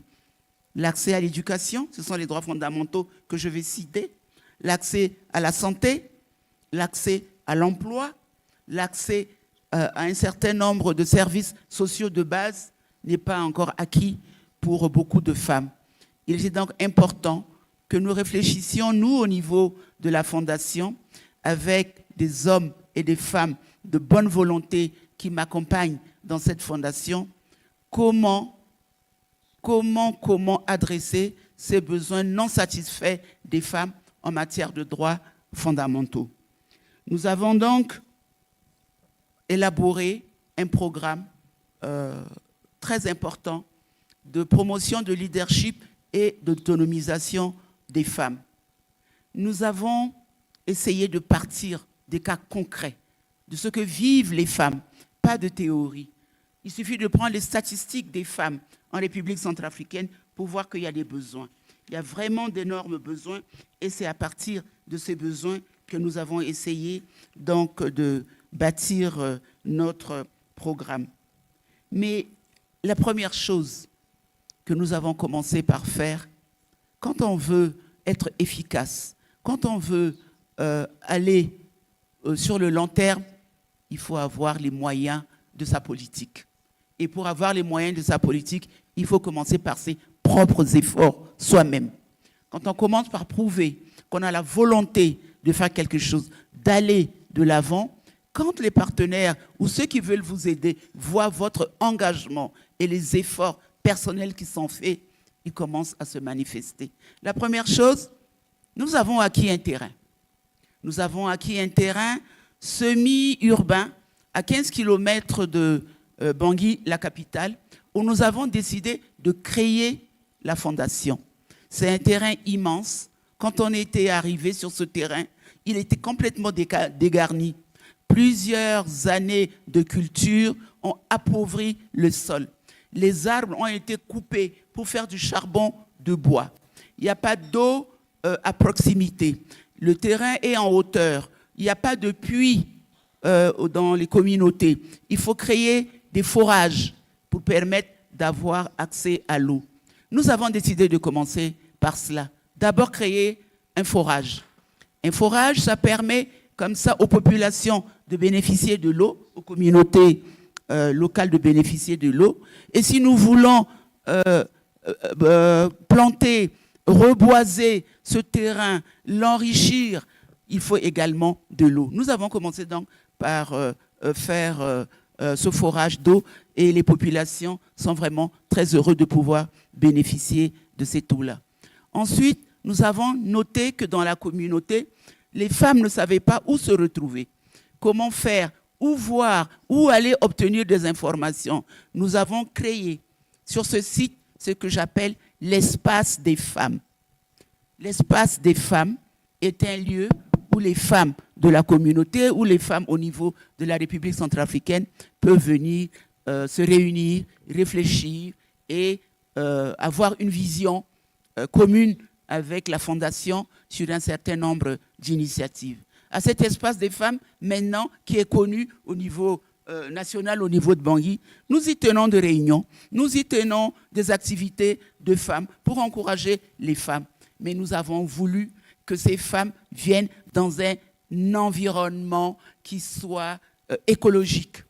Sur ce terrain aride, où il n'y avait aucun arbre, nous avons commencé à planter, à reboiser. Au jour d'aujourd'hui, nous avons planté à peu près 1000 arbres, et arbres fruitiers et simples arbres. Des fleurs à profusion. Donc quand les femmes viennent, il y a un certain environnement écologique qui leur permet d'être à l'aise. Mais il ne suffit pas d'avoir cet espace-là. Il y a d'autres besoins pour les femmes. Nous avons pensé qu'il fallait également faire la promotion des droits des femmes, en parler, faire la sensibilisation à la radio, sur les réseaux sociaux. Mais nous avons pensé qu'il fallait aller plus loin. Il y a beaucoup d'organisations de femmes qui s'occupent de la promotion des droits des femmes et qui n'ont pas les textes juridiques correspondants, qui ne les maîtrisent pas. Alors qu'est-ce que nous avons fait? Nous avons recensé les textes essentiels sur les droits des femmes, nous les avons mis sur clé USB et nous les avons partagés à toutes les organisations féminines qui œuvrent pour les causes de la femme. Maintenant, le deuxième point, c'est d'obtenir des ordinateurs ou des micro-ordinateurs pour permettre à ces femmes d'exploiter les textes qu'on a mis à leur disposition. Comme vous le savez, la participation politique des femmes est un problème également, pas seulement en République centrafricaine, mais partout ailleurs. En décembre 2025, nous avons eu des élections groupées, 4 élections groupées. Élections présidentielles, élections législatives, élections régionales et élections locales. Nous avons pensé, moi, en tant que pionnière, AWLN, chargée de la gouvernance et de la participation politique des femmes, il me fallait commencer par mon pays, donner l'exemple dans mon pays, avoir cette expérience dans mon pays. Alors, je me suis rapprochée d'ONU Femmes. ONU Femmes nous a soutenus dans un projet d'accompagnement, de coaching et d'appui à toutes les femmes candidates.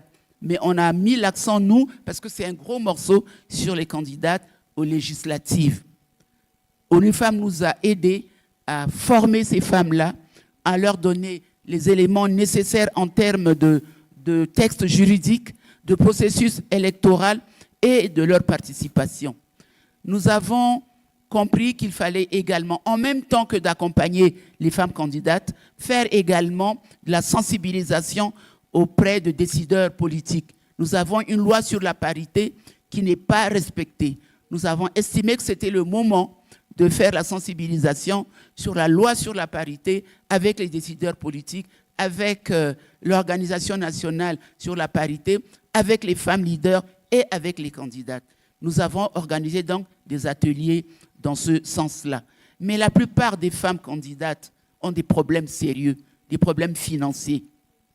Ces femmes-là, avec leurs problèmes financiers, n'arrivent pas à avoir des observateurs dans les bureaux de vote pour surveiller le processus électoral. Nous avons proposé à ONU Femmes de financer donc une certaine somme pour permettre à ces femmes d'avoir leurs représentants dans les bureaux de vote.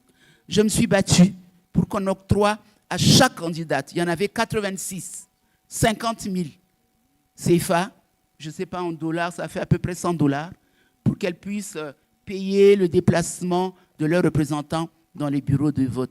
Sur les 86 femmes, malgré l'effort qui a été fait, seules une dizaine de femmes sont passées au premier tour et il y en a une dizaine qui vont passer au deuxième tour.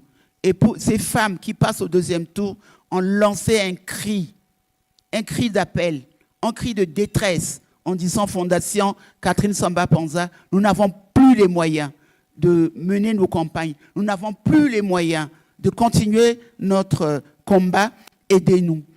Et j'ai pris sur moi, sur le fond de la Fondation, nous avons décidé d'octroyer à chaque candidate 500 000 francs CFA. Donc ça fait à peu près $1 000 que nous avons donc décidé d'octroyer à chaque femme.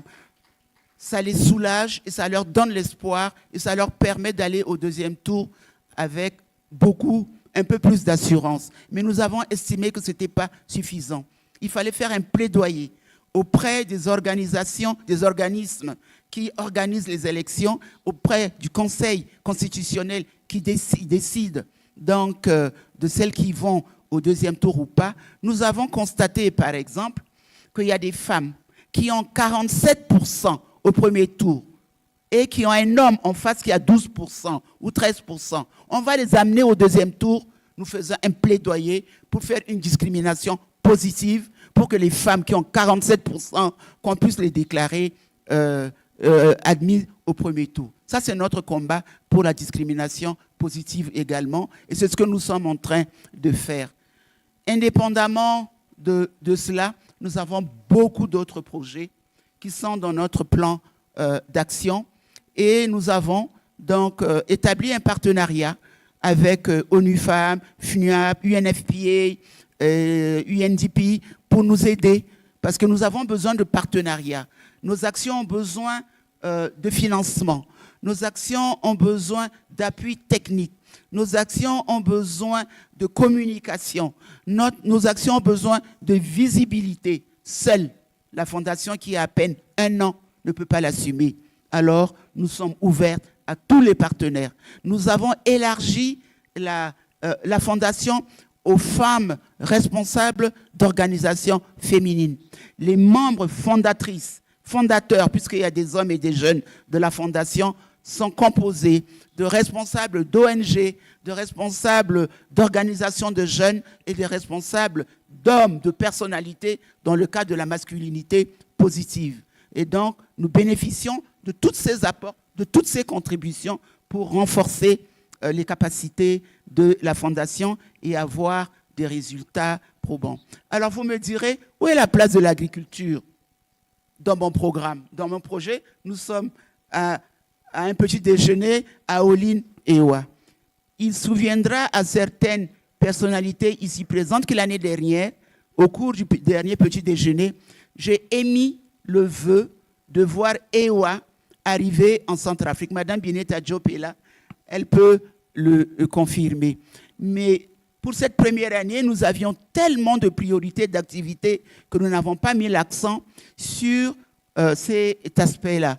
Mais nous avons déjà commencé à démontrer notre volonté d'environnement, en reboisant, en mettant de l'eau, en plantant. Ça veut dire que nous voulons faire quelque chose. Il nous faudrait peut-être, avec le temps, acquérir un terrain où on pourra peut-être faire quelque chose de plus grand. Mais d'abord, il faut commencer par identifier les femmes agricultrices, les femmes qui sont dans le secteur agricole, pour voir quel type d'appui elles ont besoin, voir qui peut nous accompagner dans cette vision dans ce projet et en ce moment, voir avec EWA comment nous pouvons faire. Donc voilà, mesdames et messieurs, je ne vais pas prendre beaucoup de votre temps. Je peux vous parler de ma fondation du matin au soir, mais nous avons juste voilà, un peu de temps et je pense que je vais m'arrêter là. La patronne me montre sa montre, donc madame la patronne, je m'arrête, je vous remercie.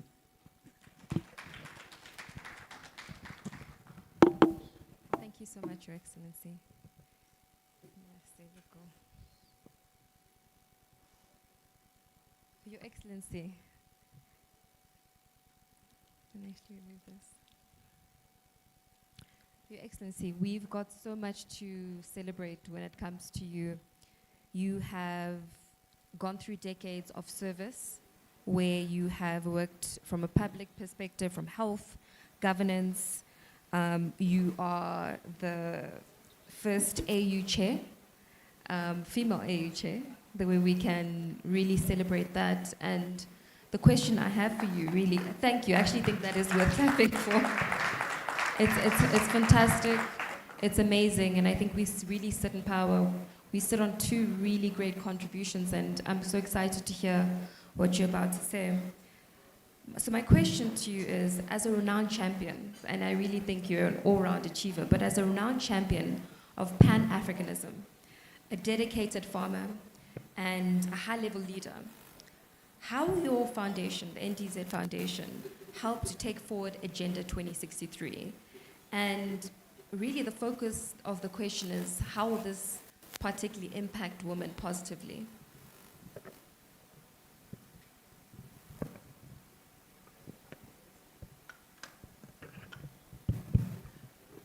Thank you very much. First of all, I've not yet launched the foundation, but I hope to launch it this year.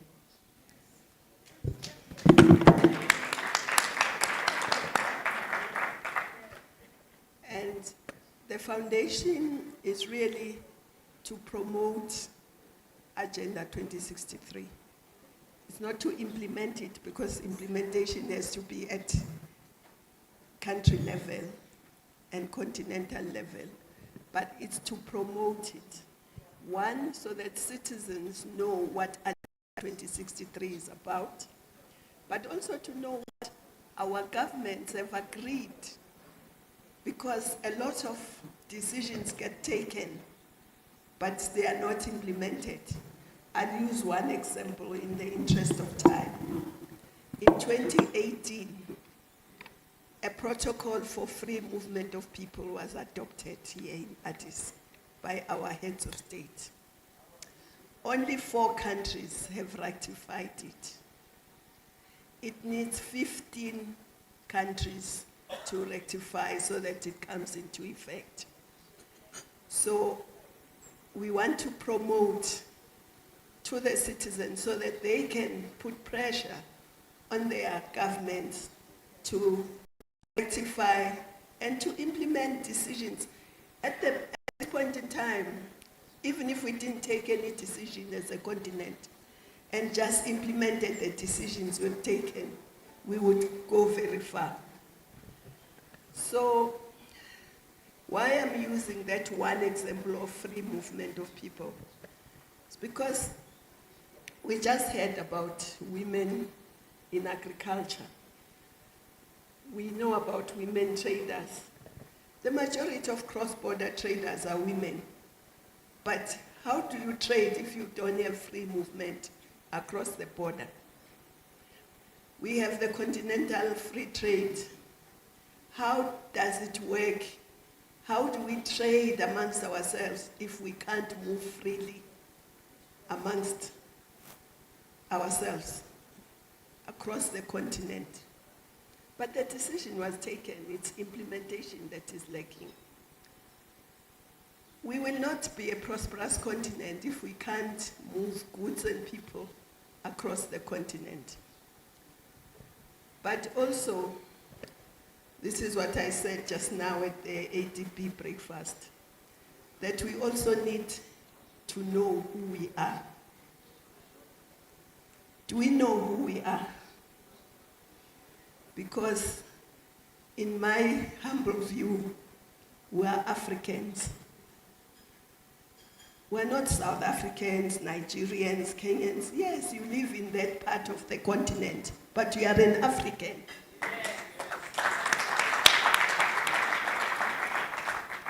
So we need to decolonize our minds for a borderless Africa. We are Africans. We may be living in different parts of the continent, but we are Africans. So we need the goods to move freely. We need people to move freely. And Rwanda, for instance, I'll just mention Rwanda. Rwanda allows every African to arrive without a visa. And the sky has not fallen in Rwanda. Why can't we all do that? Why can't we all do that? Allow Africans to arrive freely. How many of us have given visa-free movement to people outside the continent, but not to people on the continent? So when the foundation is launched, it would be to promote Agenda 2063, which is about an integrated Africa. A peaceful, a prosperous Africa, driven by its citizens, but mainly women.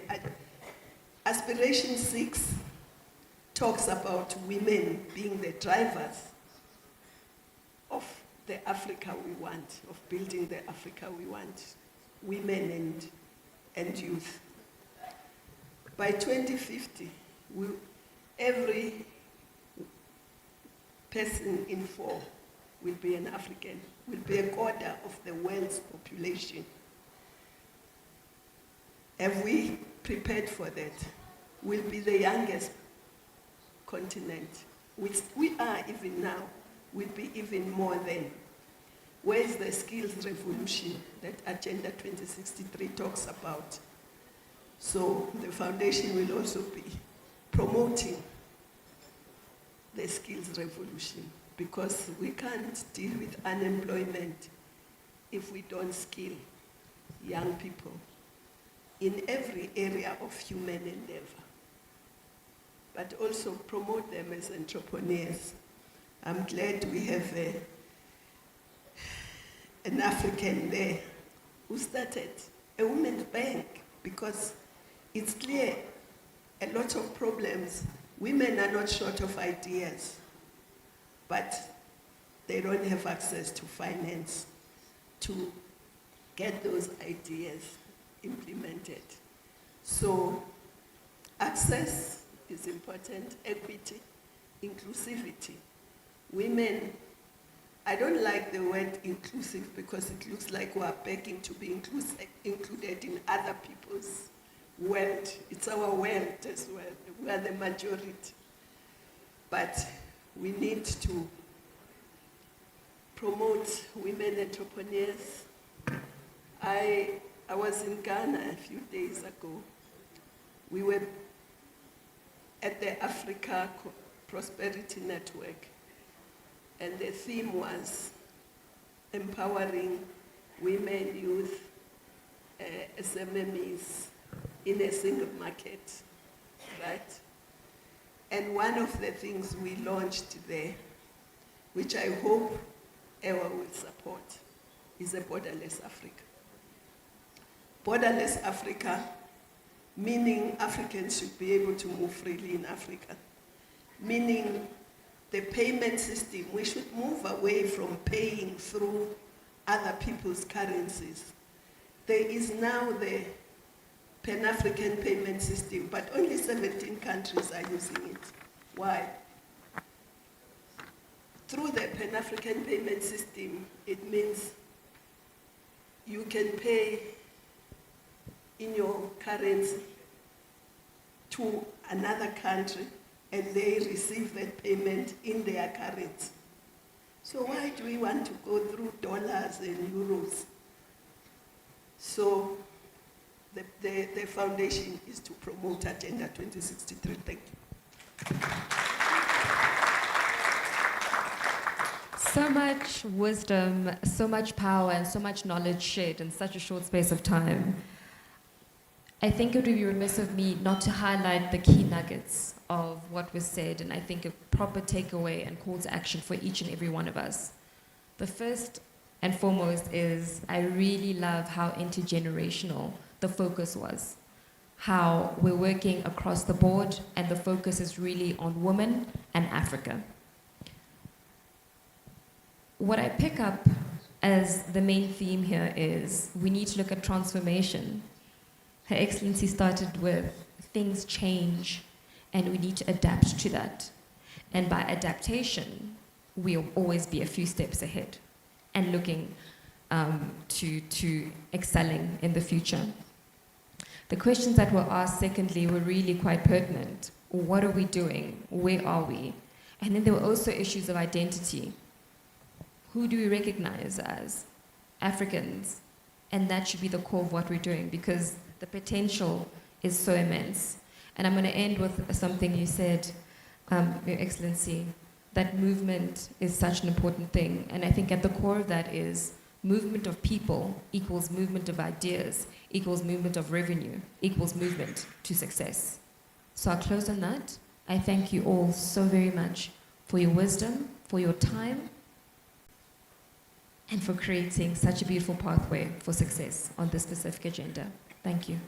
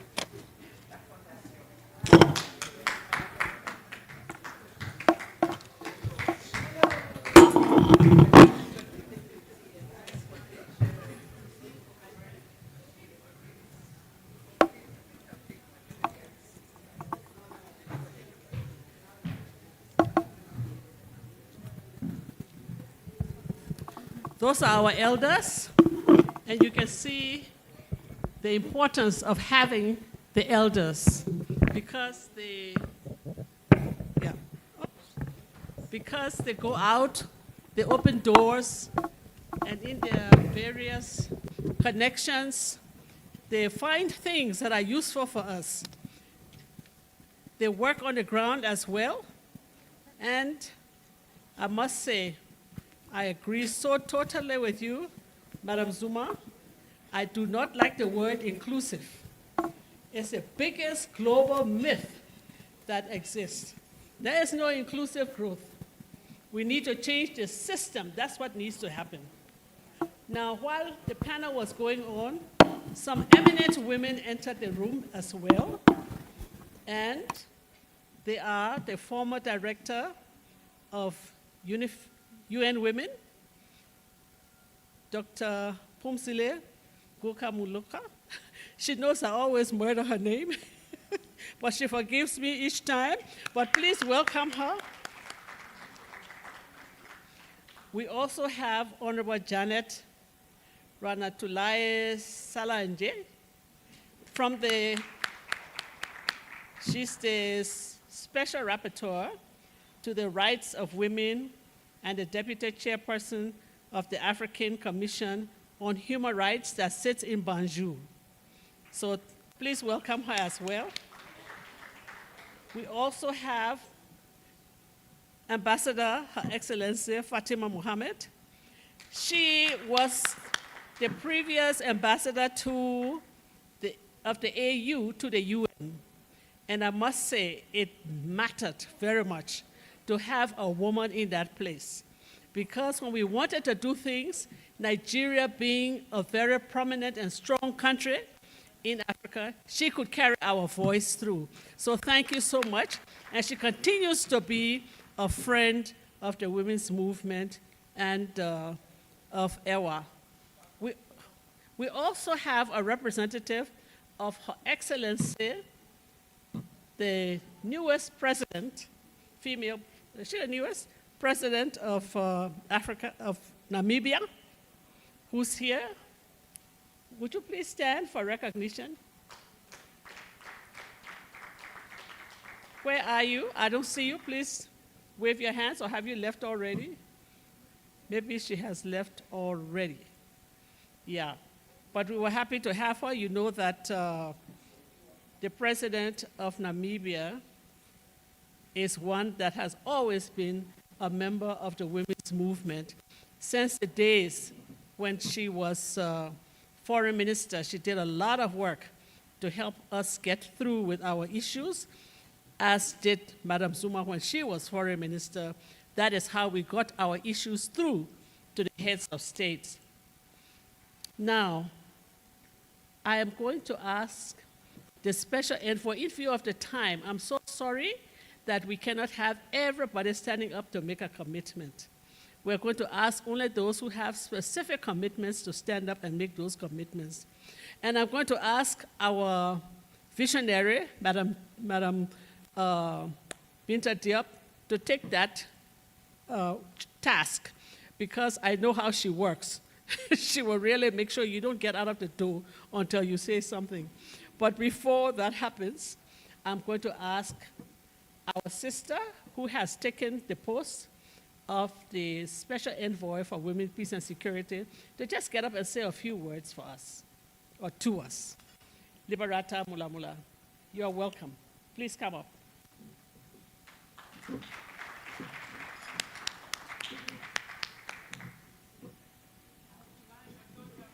can see she's very energetic. Yeah.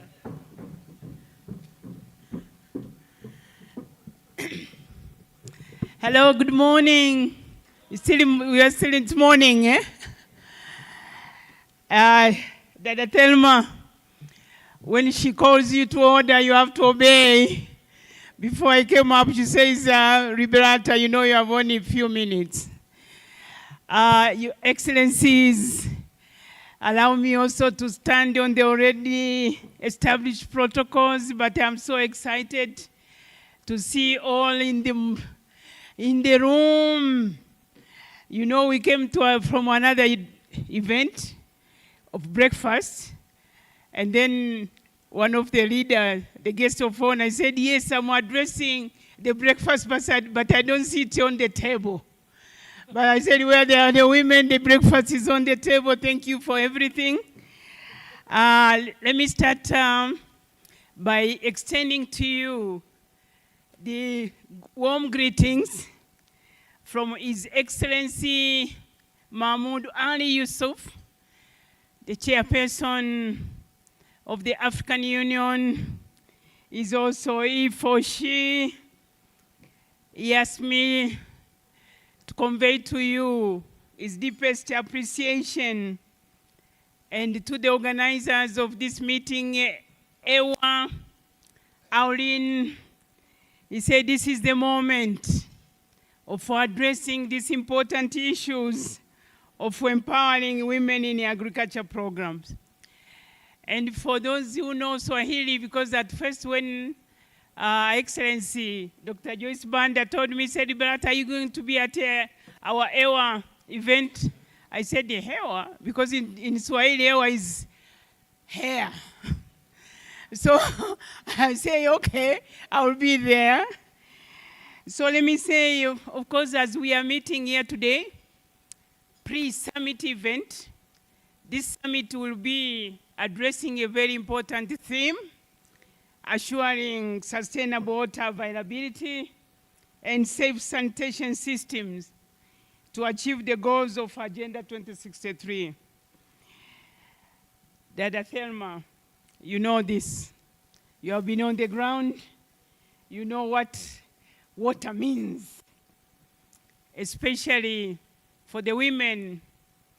Our president, Dr. Samia Suluhu Hassan, when she came to office, she committed to make sure that we get the that bucket on the head. She said she will make sure that the women don't carry these buckets anymore. They will have tap water.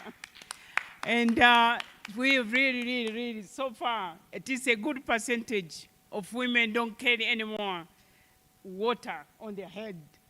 They just go and fetch the water from the taps. So, of course, we have heard since morning, and I really want to thank our elders, our former presidents. You covered it all in your respective areas. Mama Zuma, you have been in this game for long. You gave us a good perspective. I also am happy to see that the women leadership in action. President Joyce Banda, after leaving office, we all know, became a transformative agricultural entrepreneur, empowering thousands of women with training, land access, and market linkages, a living example of how women economic empowerment strengthen community resilience and cohesion. Similarly, of course, President Obasanjo is not in the room, but we wanted to also recognize and thank him for being the champion of youth engagement in agriculture, building a new generation of farmers capable of sustaining production systems and fostering stability. I heard this morning the presentation of our very dear leader, the president. After leaving office, she has started the foundation. I'm already converted and I always follow your work.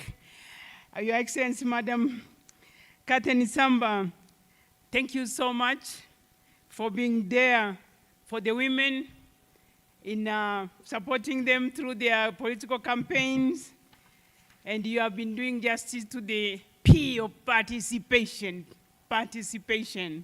and protection and preventions. So that Thelma, as you can see, my time is ticking, but let me say all these examples show that empowering women, youth in agriculture is also a peace building. And I'm happy to have been also invited, because since morning I said we need to have this nexus, this intersection between empowering women, whether in business, whether in agriculture, and ensuring that this leads to sustained peace and security. So thank you for associating my office of the Special Envoy with this important initiative. And as we highlight the 2026 International Year of the Women Power, you ask us to commit. Let me commit to turning these statistics that we have read since morning and the realities into action. One, will be accompanying you in expanding women's financial inclusion. Will be accompanying you in expanding women's secure access to land and productive resources. Will accompany you in scaling youth agricultural empowerment. And we will accompany you in leveraging tools like the EWA scorecard to track really progress. We saw the budget. You can count on my office that will support you, will work with you. Peace, resilience, sustainable development depends on all of us. Thank you very much. Asanteni sana.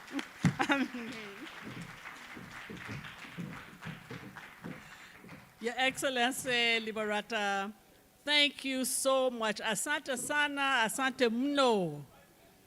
Yes. And don't underestimate the accompaniment. It's very important when we go somewhere to be able to say, the AU, we are from the AU, because you are accompanying us and you are behind us.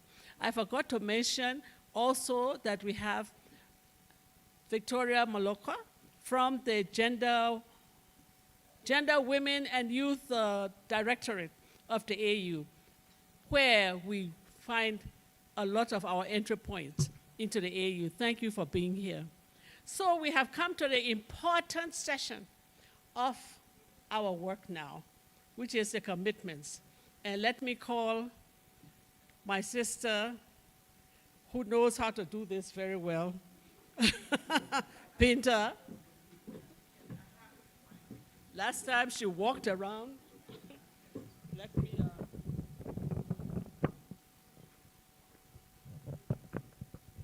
Thank you so much, Madam Moderator, as coordinator of EWA. So a big clap for her, for Dr. Thelma Awori, very committed to the EWA project. But to our elders, thank you. It was a very powerful panel, and we saw your commitment to the cause, the commitment to women, rural women, your commitment to the agriculture, and you have seen the success. It's a success on EWA. You have seen many countries that are really making sure that we have impact. When I take Malawi, just Malawi, women now from the EWA project, they bought land, not visible, hectares of land. You could see that they have tractors. You saw them driving. You could see that even the males say that now we are part of the EWA. We didn't believe on it, but now we have been transformed because of the project. So I'm sure that it will happen now in many other countries. We don't pretend that EWA is going to be solving all the problems, but what we say is that, you know, EWA can be a solution that can be implemented in many other countries as well. So thank you for the commitment. My co-convener who just arrived, Pumzile Mlamonguka of AWLN, you will take the floor before we, close the meeting with Madam. You just arrived. Madam Sirleaf will close, but you will have to tell us how we move the agenda forward. So again, let me just say we wanted to thank the partners, OCP, who have already, Madam have done a lot, OCP for us in Malawi, but many other countries. We wanted to thank UNDP, who have really sponsored this program. We wanted to thank UN Women, who have done a lot to make sure that AWLN is here during this summit. It has not been very easy.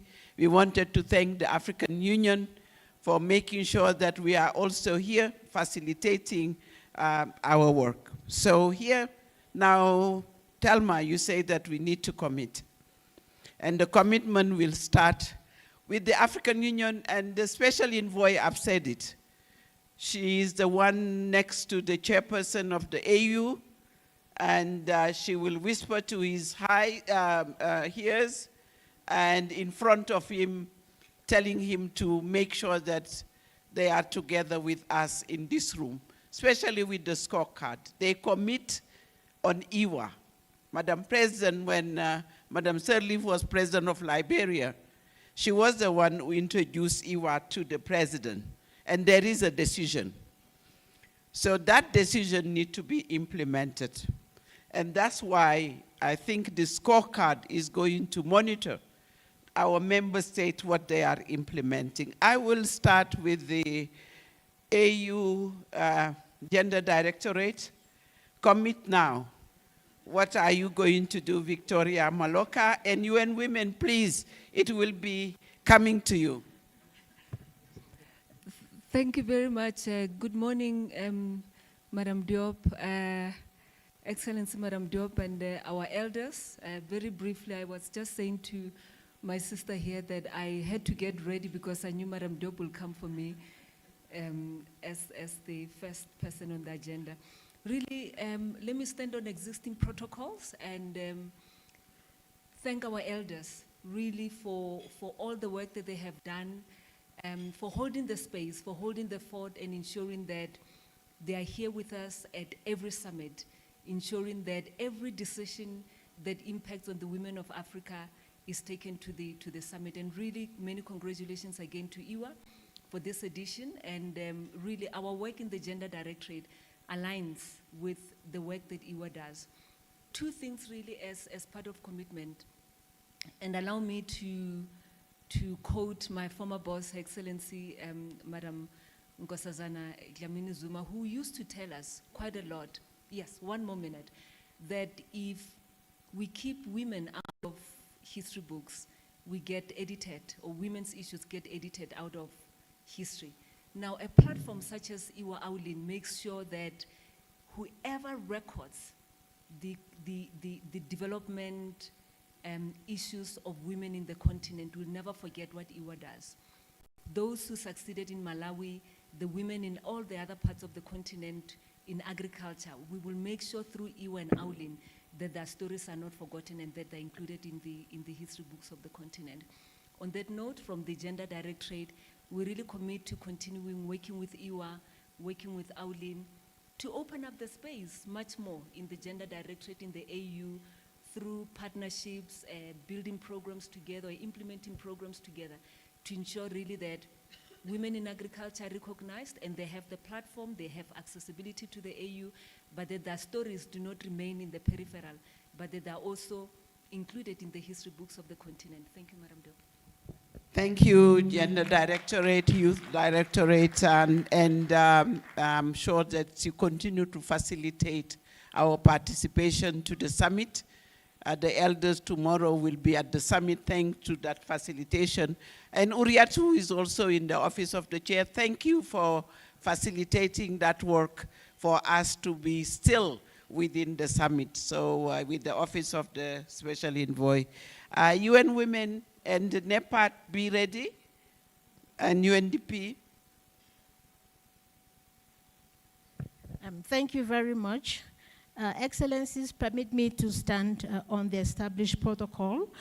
Our Deputy Executive Director, Dr. Nyaradzai, could not be here because she was attending another breakfast meeting. So UN Women is a founding member of AWLN, the African Women Leaders Network. For UN Women, women's economic empowerment through climate smart agriculture is a flagship program. So we therefore recommit to work hand in hand with EWA in all the countries where we have ongoing programs, specifically on advocacy and supporting the scale-up of good models.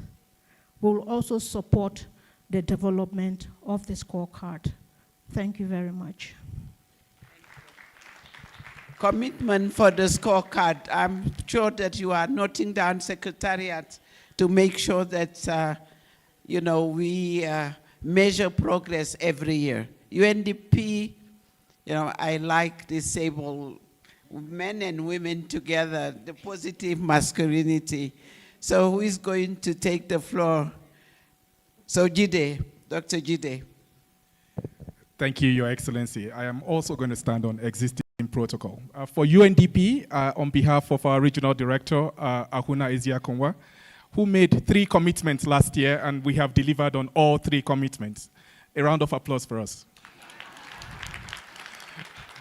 The very first commitment was for us to ensure convening, and we are proud to be associated with this event. UNDP is supporting this breakfast meeting this morning. The second commitment was that we would introduce technology in the agricultural ecosystem with a specific focus on women, and that is why we have established Timbuktu, and in particular the agri-tech in Ghana.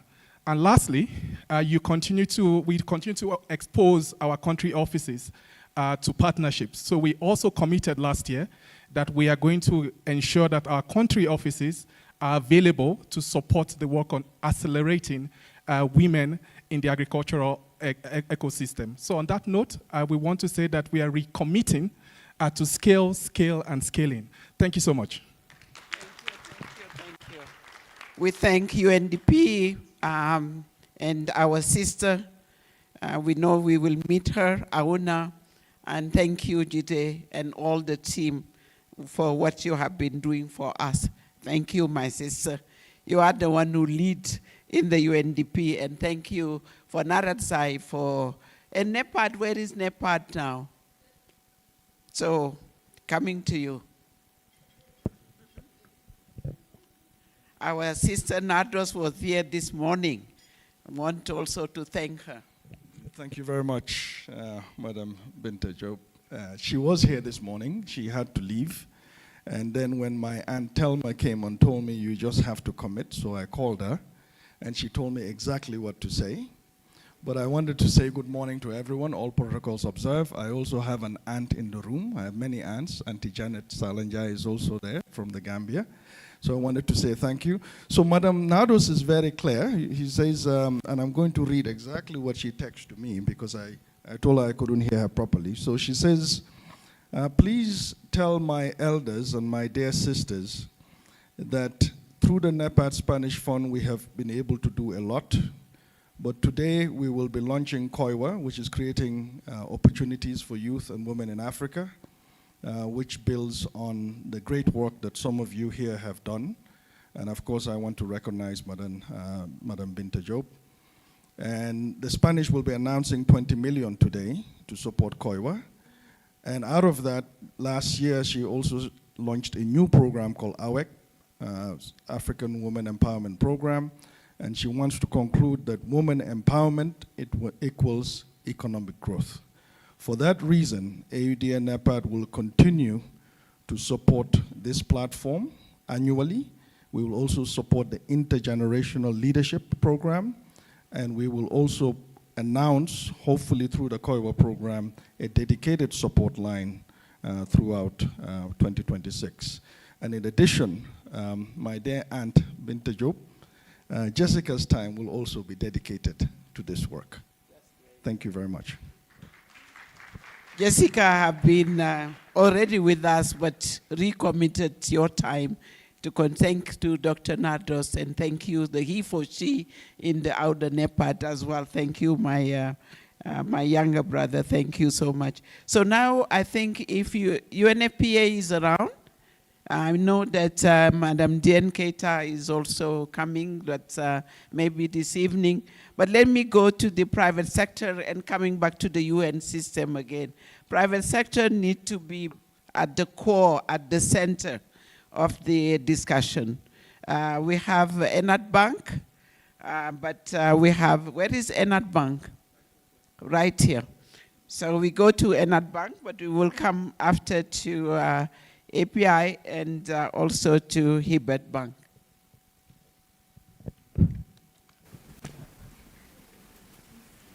Thank you, Madam. Good morning to you all. My name is Nekest. I'm one of the founders of Enat Bank. I'm glad one of our founders, Excellency Maza, the former Chief of Justice, had been also part of the founders. We're glad that 11 of us were able to make it. If we were not able to do that, no legacy was going to be left. So I encourage you all, in any way we are passing by, but let's leave a legacy that the next generation has to use that. So our bank was established in 2011. Now we have been in work the last 13 years. 65% of our shareholders are women, and the majority of our board members, since its inception, 7 of them out of 11 still now are women. So the majority of our board is led by women. We have developed different financial products for women, uniquely targeting the rural, poor, semi-urban, and urban. And we're glad we will share you what we have. But one thing, finally, which I want to mention is Enat Bank had been recognized as one of the best banks in financial inclusion out of the assessment that was done out of the 30 private banks. So we celebrate that. So Excellencies, brothers and sisters, don't try to reinvent a new wheel in establishing a vibrant bank like us.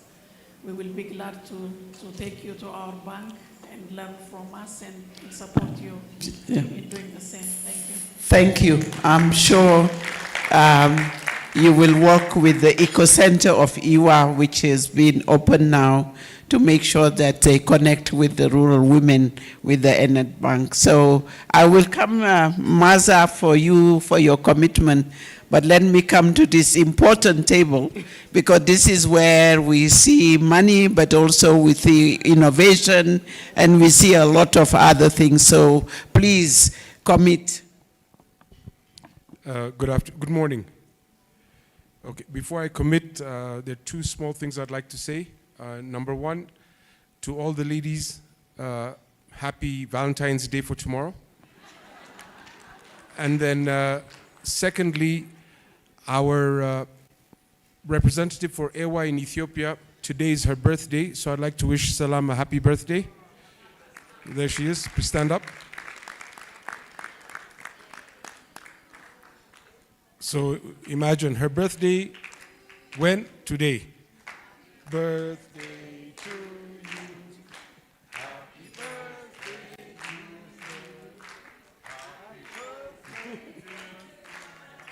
happy birthday.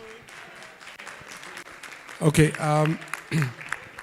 now before we finish our pledge, we have a 2-minute video we'd like to show you, and then after that we'll make our commitment, of which actually we've done quite a bit. Produce a new product called Polar Plants, which is an organic liquid that boosts the growth of a plant plus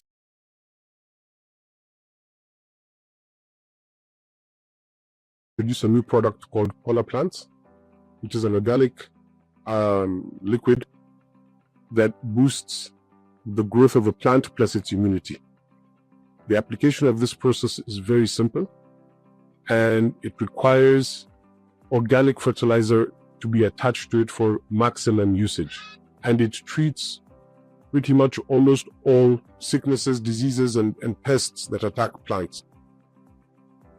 The main technology behind this is a nanotechnology through the blending of the proprietary products that enters the leaves and the stem and goes straight down to the roots, and it treats wilt, rust, stem borer, and coffee borer, as well as mites and insects, nematodes and armyworms. It comes in different concentrations for different treatments. Today we shall be demonstrating how to apply the Polar Plants with organic fertilizer to make your plants healthy and produce very well. This product also enhances and increases health of your plant and also the productivity. So you will get more yield from the same plant when you treat it with this product. What we normally do first and foremost is we spray, we dig a hole where the plant is, or if you have an existing plant, you add the organic fertilizer around it. Then you spray the plant, the entire stem, the whole trunk and the leaves, and then you apply a lot of water. You need to do this because the first thing that Polar Plants does is it makes the plant absorb water and nutrients at 10 times the normal plant rate. So you need to add the water as soon as you finish applying the Polar Plants. If you have a very bad case of rust or any diseases, you will have to apply every 2 to 3 days, and you should see by the third application that the plant is healthy. For good yields, you need to apply once a year minimum after harvest and before flowering to get the maximum effect. Polar Plants only works at its optimum if you combine it with an organic fertilizer. We prefer to use Stimmy Grow, which is a Ministry of Agriculture certified organic fertilizer, but you can use any organic fertilizer that is certified. We discourage the use of rare manure because that intends to bring diseases and vectors from other areas.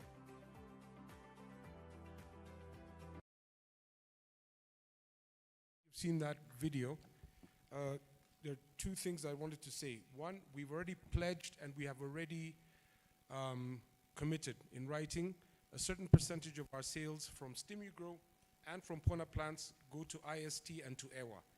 We've already committed to Ethiopia and we've committed to Uganda. We're also sponsoring the growing of olive trees in Djibouti. And to President Sirleaf Johnson, last time I was here, we had run out. We'd given the last sample to General Obasanjo. The other one had gone to Kumba, so here's hers.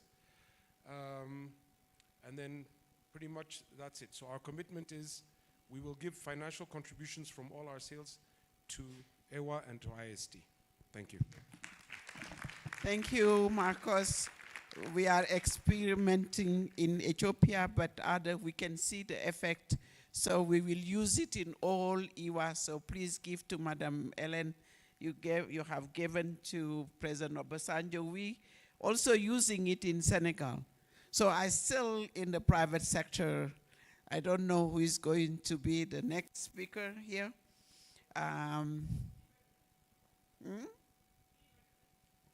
So Hebert Bank. The head is there. So moving to that place.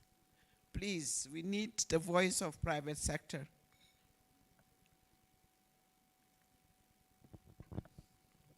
Okay, my name is Matthias Sailu. I came from Hebert Bank. Hebert Bank stands for United. United, we will prosper. Please allow me to convey my message in reading. Hebert Bank has dispersed more than 1.2 billion through Mesmer project financing scheme. Hebert Bank provide more than 1.2 billion to micro, small and medium enterprise across the country through the Mesmer project with special focus on women-owned enterprise. Through the Mesmer project, Hebert Bank is helping to address credit access challenge and support the government lending initiative to support MSME business, benefiting over 11,000 citizens engaged in MSME businesses. Hebert Bank will continue supporting micro, small, and medium enterprise and encourage young women enterprise engaged in agricultural production, agro-processing, and service sector to benefit this project by visiting all outlying branches. And we will encourage rural women to enjoy this benefit package. Thank you very much. Thank you. Thank you for the commitment. I'm sure that you will work through the group in Ethiopia already, our AWLN national chapter, but also we're just opening the eco center of EWA. So we will be connecting with you and to make sure that you invest on the women farmers, not just in Ethiopia, but looking outside Ethiopia. So I think it's a public-private partnership. You know, we see how private sector can leverage and in many countries, but we need also government to engage as well. I think we have here Liberia, Sao Tome and Principe. What the country is going to tell us. Well, here you'll be more in the private sector, if I might say, and I listened to all the presentation, and I think we'll try to do something in terms of the scoreboards. Yes. Yes. So Sao Tome and Principe, thank you for commitment. Before I move to the UN, I know Georgimak, you have been advocating so much for the EWA project, so we will have one word to you. And we have also the table of the ambassadors. So you hear everybody talking about Ethiopia. So how do you, after listening to Madam Sally Worksworthy, the president, MLP, so what do you say? Why do you want to ambush me? Yeah, no, thank you very much. I'm so glad the United Bank have shared information on how they have been supporting farmers in general, but women farmers particularly. But Binta, yesterday, 2 days ago, I made this very important business. It's an important capital venture. And they told me that they produce oil, and for the production of oil, they use seeds like soya beans and sunflower beans. So they outsourced that to farmers, and the most important actors are women farmers. And what the general manager told me is that while the women farmers consistently deliver on their quotas every year, you know, he is having a challenge with the men farmers. And we have to promote these women, and we have to share experience like that. And I'm planning to connect EWA with this capital venture. Thank you, Maza. But Madam Commissioner, what do you see on the rights for your commitment as a special rapporteur? Thank you very much, Madam Job. I think I would like to stand because I would like to recognize in this room all the elders that have spoken. And as we deal with the mandate of the Special Rapporteur on the Rights of Women in Africa, response for the promotion and protection of rights of women in Africa, we recognize and we don't underrate the fact that we are standing on the shoulders of giants. We did not start the work and we will not end the work. So we want to recognize all of you who were there, who were trailblazers in your own right, and thank you very much for all you do. And I would have been very worried if we finished this thing without talking about rights. Because most times we talk about development issues, we talk about food, we talk about agriculture, but we have to center them on rights. And that is what we do at the African Commission. And in my mandate as Special Rapporteur on the Rights of Women, I commit to ensure that I will follow up in terms of the processes we have at the African Commission. In fact, before I came here, because I'm just so, this is where I do things. When I'm invited to something, I always try to say, what is the connection between this thing and the work we do? Because I don't just want to come and just sit. And I just realized at the level of the African Commission, we have so many jurisprudence. We had a case against Nigeria where we don't, even though we didn't have expressly the right to food and all of that, but we are very creative. So in our jurisprudence, in the case of Serac against Nigeria, when the water sources were contaminated, we interpreted that as interfering with the right to food. Because when you talk about EWA and agriculture, you're talking about food sufficiency. And also we have several resolutions that we've adopted at the African Commission dealing with the right to food, right to nutrition. And this year we're talking about sanitation. So the commitment I would like to make is if you have a resolution that you want us to adopt at the African Commission, we'll be happy to adopt that. And also through our state reporting procedures, we will integrate the right to food at any point in time. And we'll be relying on you to give us the information because that's what we do. So that if any state is presenting their report, you'll give us the information. And when we engage in constructive dialogue, we'll highlight the issue of women, farmers, agriculture, right to food, and so on. So that's the commitment I'll make. Thank you. Thank you. But you know also that she's promoting our CVAUG, the Convention Against Violence Against Women and Girls. So UNOAU.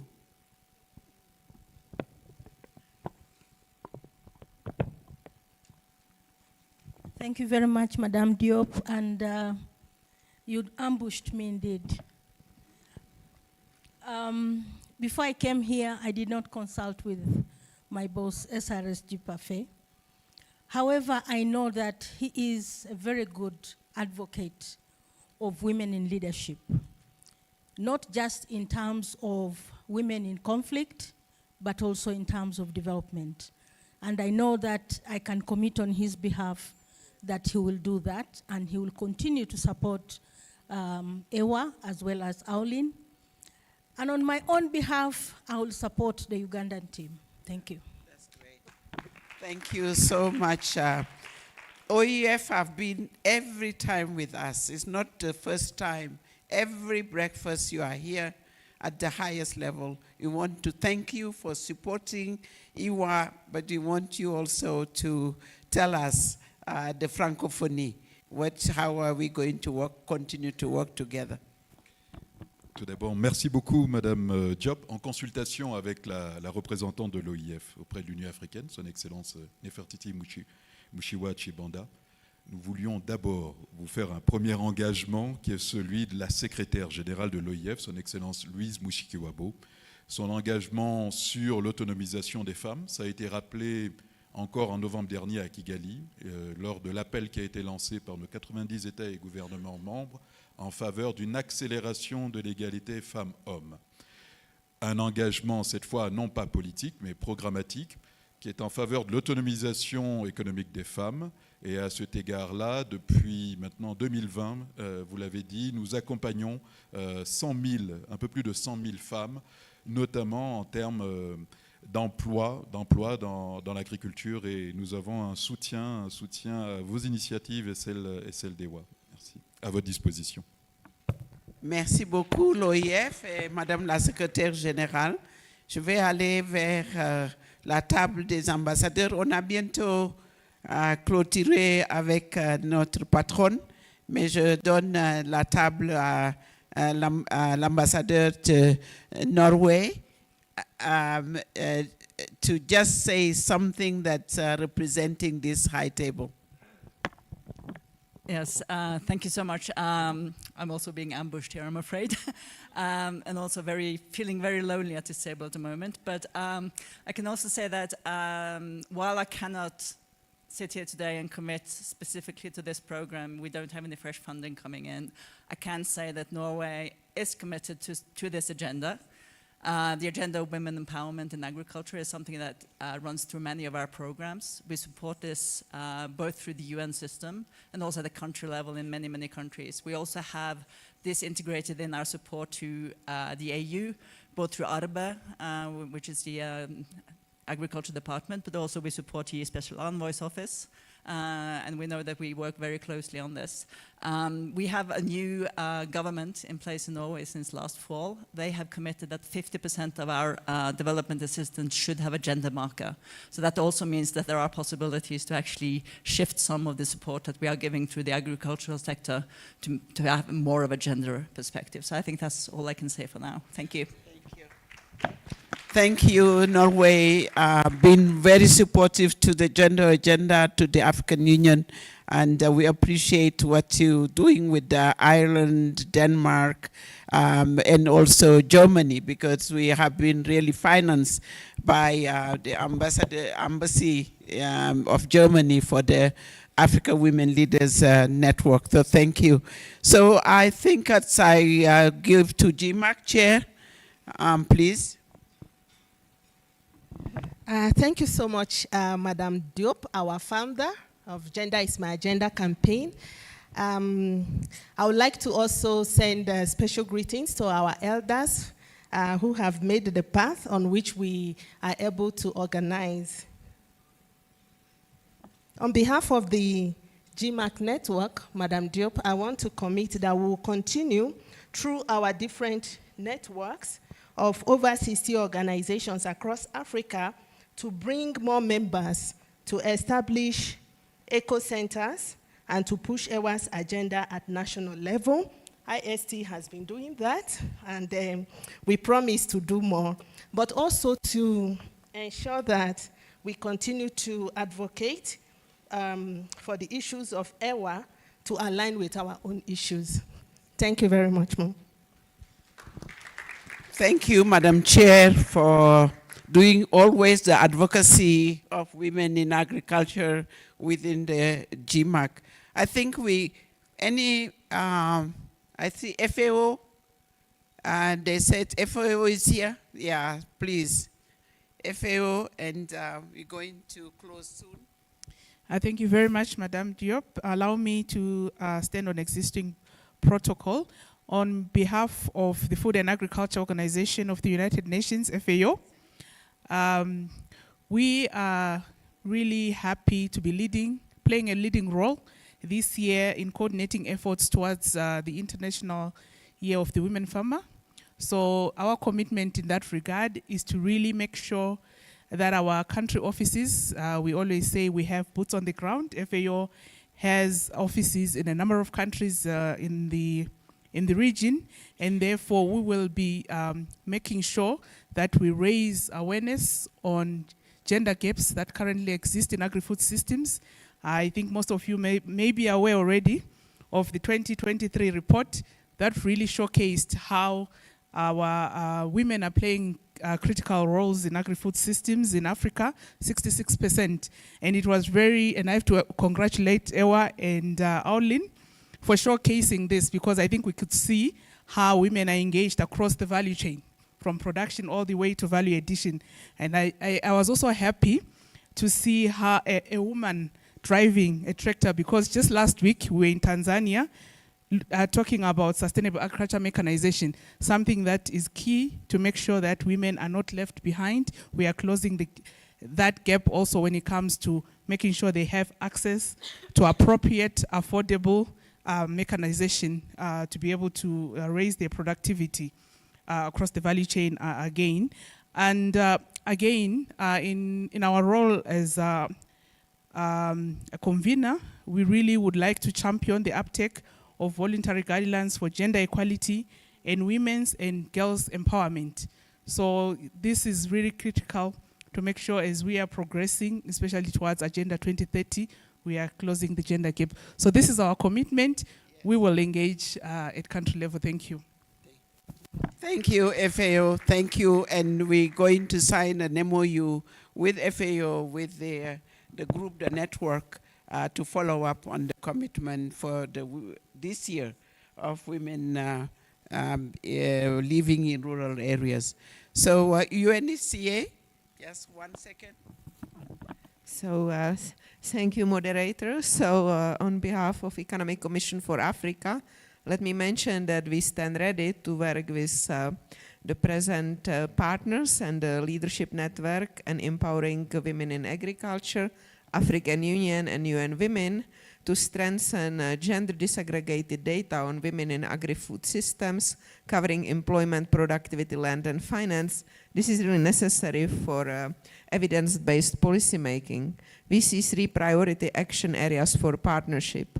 First, securing and enforcing women's land and property rights through legal and administrative reforms. Closing productivity and earning gaps by scaling up women-targeted extension and services, and unlocking tailored finance. And we'll work along our functions, which is think tank, convener, and technical assistance provider and advisor. We also propose, in the spirit of this meeting, a practical model together with Economic Women in Agriculture program to create African Women Farmer Leadership and Prosperity Agenda, linking all these elements. Thank you. Great initiative, this very concrete.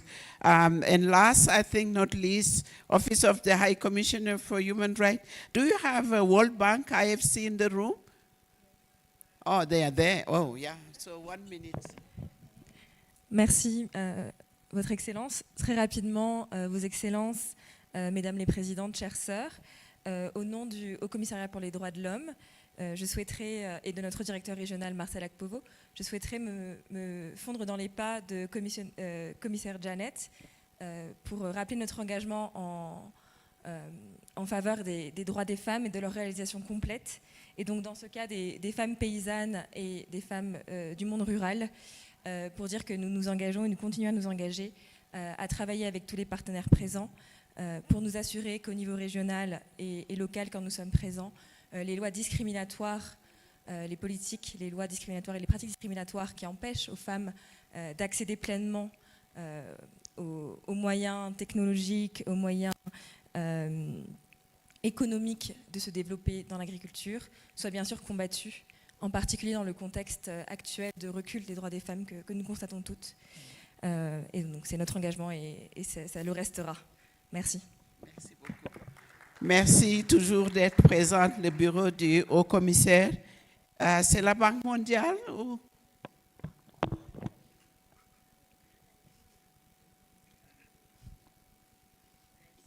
IFC. Thank you very much. My name is Madalo Minofo. I'm the IFC country manager. I cover Ethiopia, Malawi, and Zambia. And really enjoying the discussions. And thank you very much. We are always here every year, hidden at the back, but we are always here. So, first of all, I wanted to mention that women in agriculture is a priority for the IFC, not only for gender equality, but also because we believe it makes business sense. So IFC is involved on so many levels in terms of supporting women in agriculture.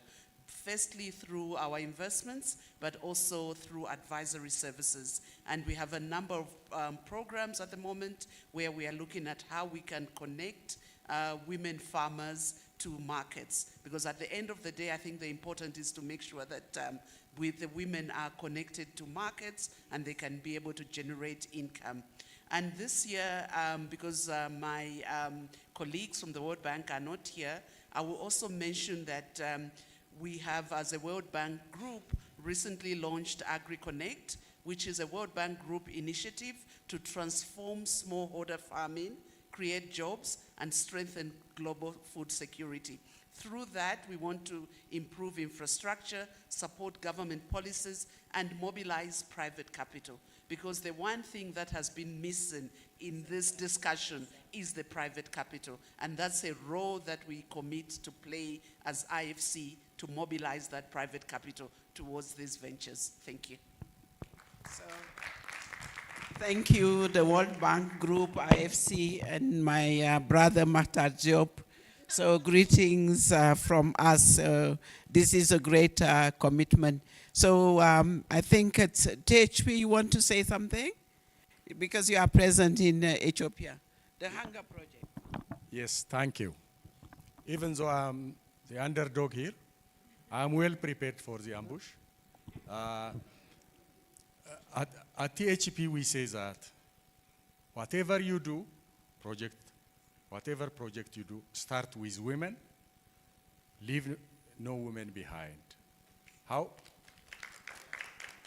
we do it? Visit thp.org or mcld.org.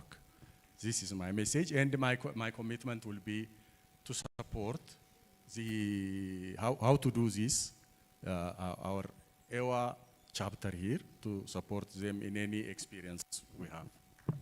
Thank you, Hunger Project. Now the national chapter of AWLN is here. Please, Madam Chair, say one word of commitment. Okay. It's a real pleasure to be here. And as AWLN Ethiopia, we will be committing on EWA as well as the other AWLN chapters to work very well and then just to improve the women's life. So this will be our commitment. Thank you. So lastly is my co-convener, who is leaving the room before Madam Ellen Johnson's leave close. So my dear sister, yes, you have witnessed the discussion on EWA. Today you have seen things improving. So please, just give us a word of wisdom. Thank you very much and good morning. Congratulations to all the sisters for this amazing work.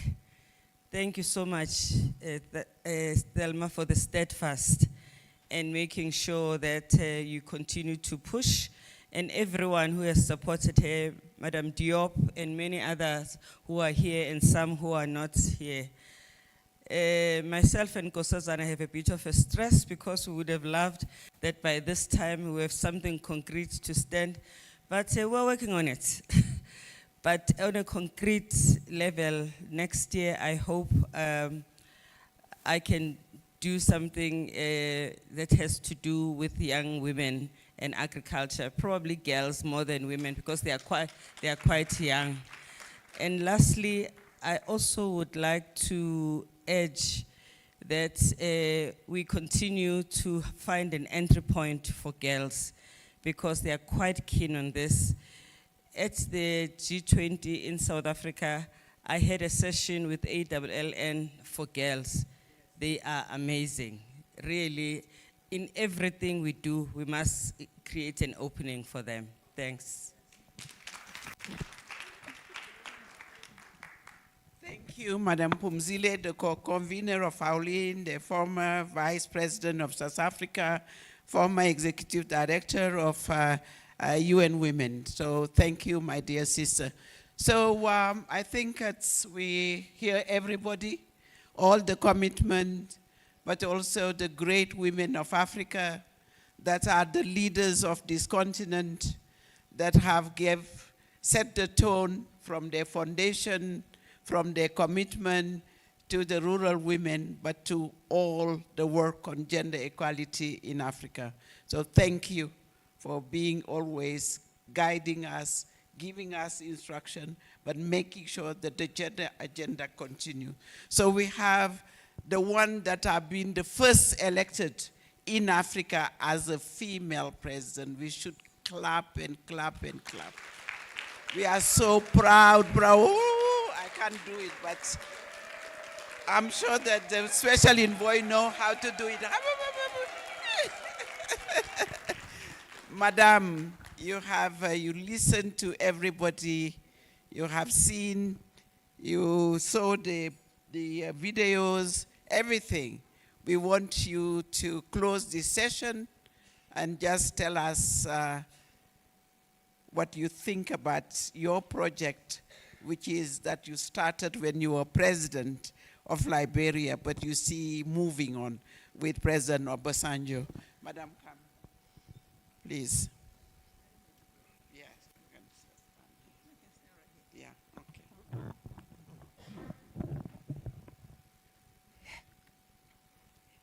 Good morning to all. In our world, there are always visionaries. And we have our visionary,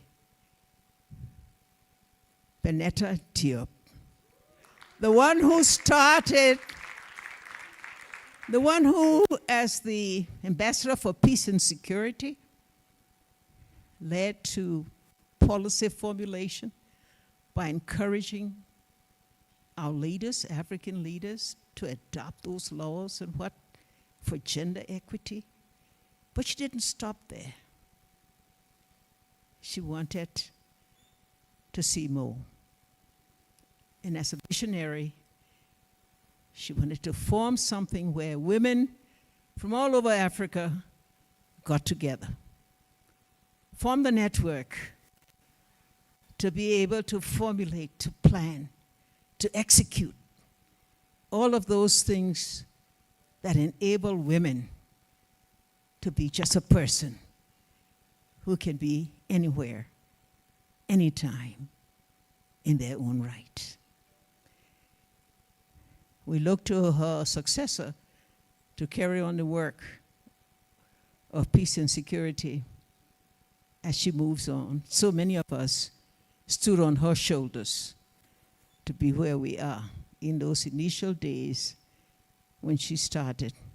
Let me join her to thank all of you who've been here, all of you who have participated, all of you who have moderated, all of you who have been a part of this and have stayed here with us, all the supporters who have made their commitments. And I think you see the drive of her as she moved from one person to the other, one institution to the other, one organization to the other, to be able to mobilize those commitments. So we thank them. A particular thanks to the former presidents, women presidents in Africa, who are part of the panel.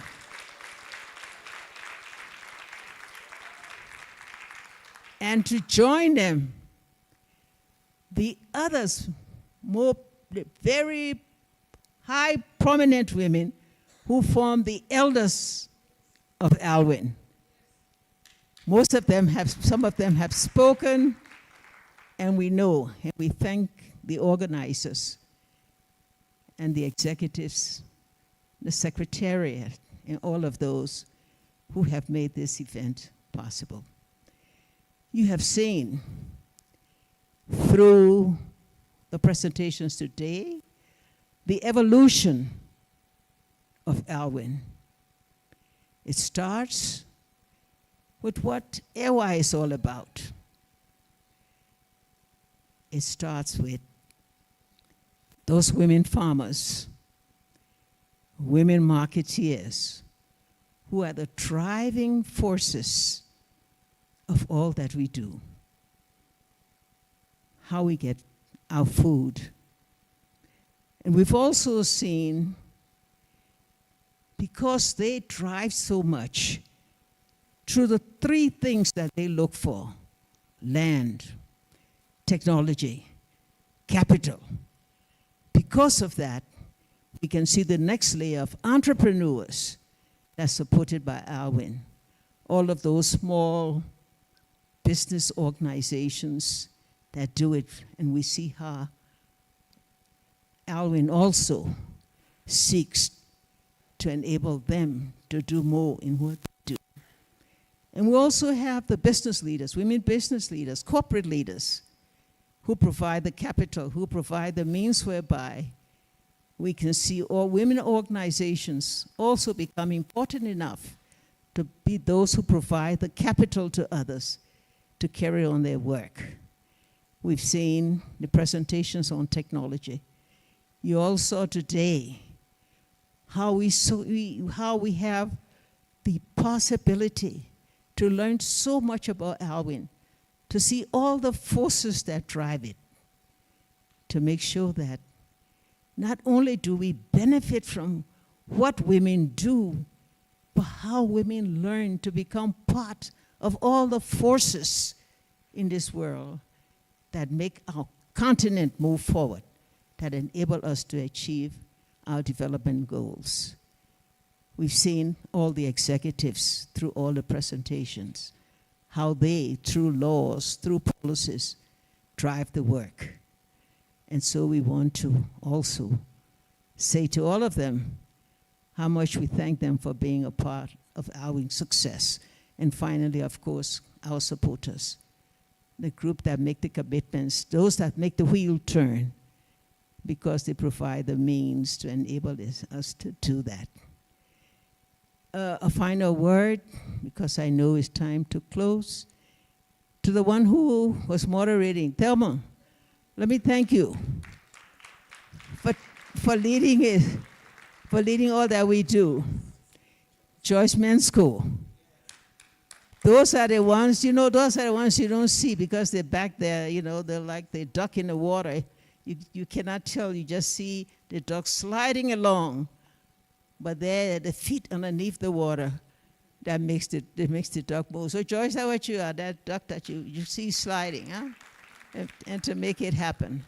Let me say a final word to thank you for the EWA champion and co-convener, former President Olusegun Obasanjo.